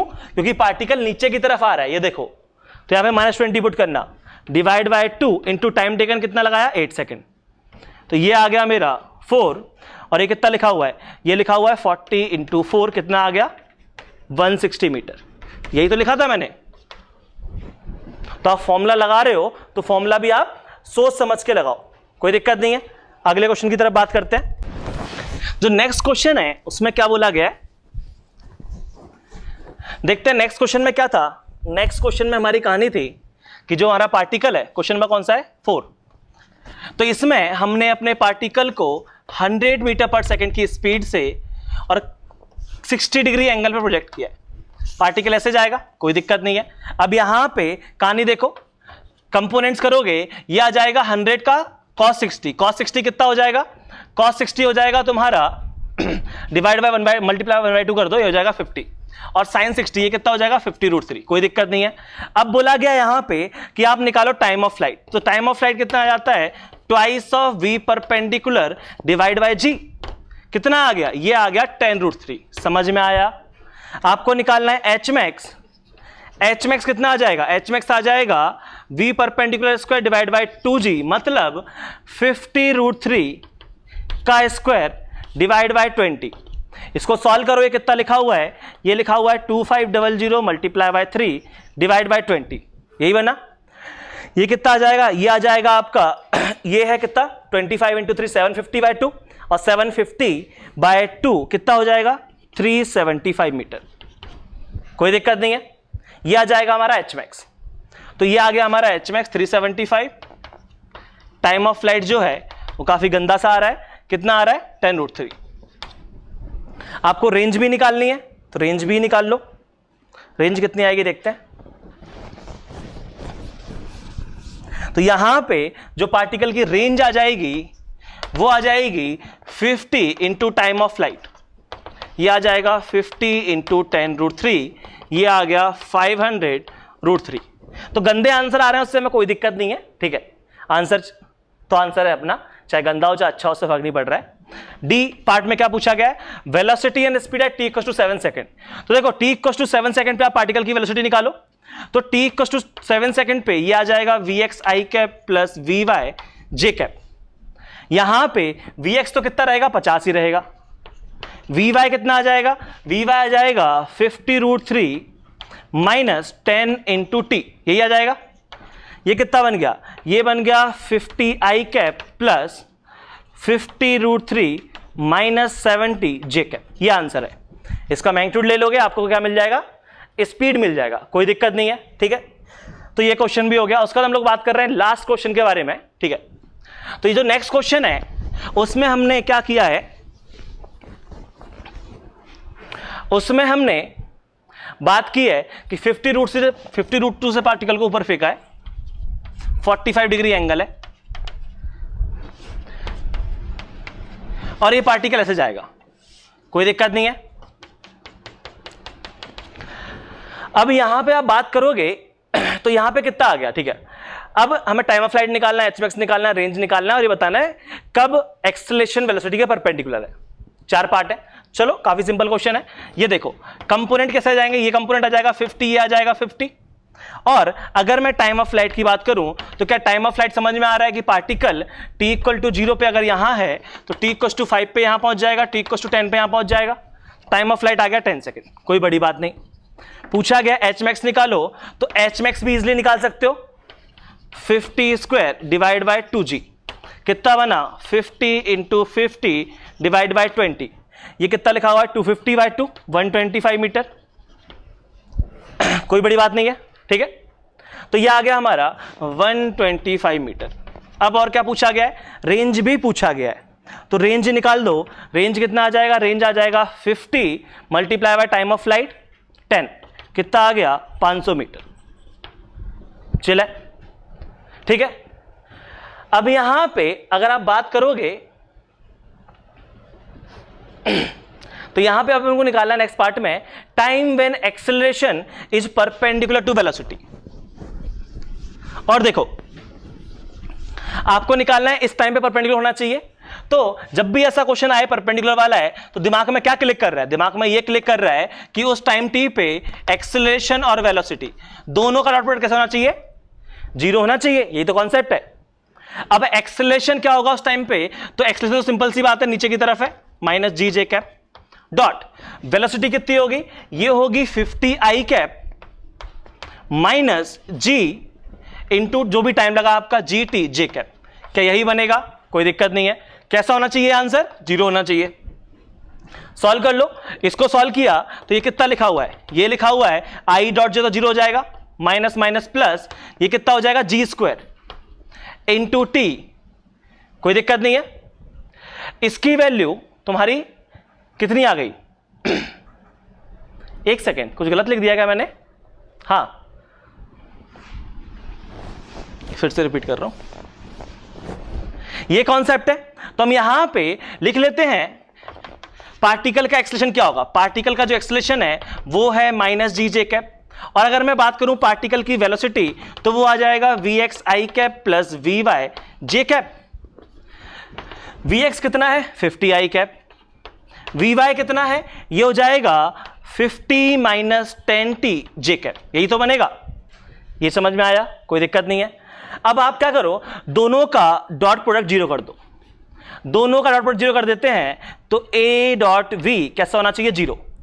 करो डॉट प्रोडक्ट, तो यहां पे ये आ जाएगा माइनस जी जे कैप जो कि 10 है डॉट, ये लिखा हुआ है 50 आई कैप प्लस ये आ जाएगा 50 माइनस 10 टी जे कैप, ये होना चाहिए 0। और इसको सॉल्व करोगे तो कितना आंसर आया तुम्हारा, ये तुमने सॉल्व किया, ये तो बन गया जे और डॉट आई कितना हो जाएगा, 0 हो जाएगा। ये लिखा हुआ है 0 प्लस ये आ जाएगा प्लस जी की वैल्यू कितनी है -10, तो -10 इंटू 50 माइनस 10 टी, ये होना चाहिए 0। तो यहां से ये आ गया 50 is equal to 10 T, T की वैल्यू 5 सेकेंड, मतलब t इक्वल टू 5 सेकेंड पे ये होगा कि एक्सेलरेशन जो है वो पार्टिकल की नेट वेलोसिटी के परपेंडिकुलर होगा। और ये आंसर आना कोई इत्तेफाक नहीं है, इस क्वेश्चन में साफ साफ दिख रहा है। क्या दिख रहा है, मुझे तो दिख रहा है, देखो कैसे दिख रहा है। मैंने बोला t इक्वल टू 5 पे पार्टिकल यहां है, पार्टिकल की क्या वेलोसिटी इस तरफ होगी 50, और क्या एक्सेलरेशन इस तरफ होगा, नीचे की तरफ से होता है हमेशा जी। क्या दोनों परपेंडिकुलर है, बिल्कुल परपेंडिकुलर है। ये समझ में आया, तो t इक्वल टू 5 आंसर आना भी चाहिए था। एच मैक्स एक ऐसा पॉइंट है जहां पे एक्सेलरेशन और नेट वेलोसिटी कैसे होते हैं, दोनों म्यूचुअली परपेंडिकुलर होते हैं। क्वेश्चन में ऐसा भी पूछ सकता था कि वो टाइम बताओ जब पार्टिकल की पोजीशन और पार्टिकल की वेलोसिटी परपेंडिकुलर हो, तो आप क्या करोगे, किसी भी टाइम t पे पार्टिकल की पोजीशन लिखना, ठीक है, उसका डॉट प्रोडक्ट कर देना वेलोसिटी के साथ। जो भी दो क्वांटिटी परपेंडिकुलर है दोनों का डॉट प्रोडक्ट 0 करना है, सिंपल सी कहानी है, कोई दिक्कत नहीं इन क्वेश्चंस में, ठीक है। चलो थोड़े क्वेश्चंस और करते हैं और हम आगे बात करते हैं। चलो ये एक क्वेश्चन और लिखा हुआ है, ठीक है। ये जो एक क्वेश्चन है काफी अच्छा क्वेश्चन है, यहाँ पे बहुत सारे पार्ट पूछे गए हैं आपसे, ठीक है। तो time of flight, H max, range, time उस टाइम पे जब वेलोसिटी जो हो परपेंडिकुलर हो इनिशियल वेलोसिटी के, पोजीशन t को 2 पे कितनी होगी, एवरेज स्पीड फर्स्ट 10 सेकंड में, टाइम जब y कंपोनेंट जो है वो हाफ हो जाए x कंपोनेंट का, ठीक है। फिर पूछा गया है टाइम जब वेलोसिटी 45 डिग्री एंगल में आती है विद x एक्सिस। याद रखना इसके भी 2 आंसर आएंगे और इसके भी 2 आंसर आएंगे। और बोला गया फिर पार्टिकल जब 300 मीटर की हाइट पे हो, इसके भी 2 आंसर आएंगे, ठीक है। तो ये जो क्वेश्चन है ये आपको सॉल्व करना है, क्वेश्चन छाप लेना, और इसका जो सॉल्यूशन है वो हम डिस्कस करेंगे कब, जूम क्लास में, ठीक है। तो अभी के लिए ये क्वेश्चन फटाफट से छाप लो, सॉल्व करो, जूम क्लास में मिलते हैं। तो आज की कहानी हम लोग यहीं समाप्त कर रहे हैं, मिलते हैं नेक्स्ट क्लास में, ठीक है। चलो।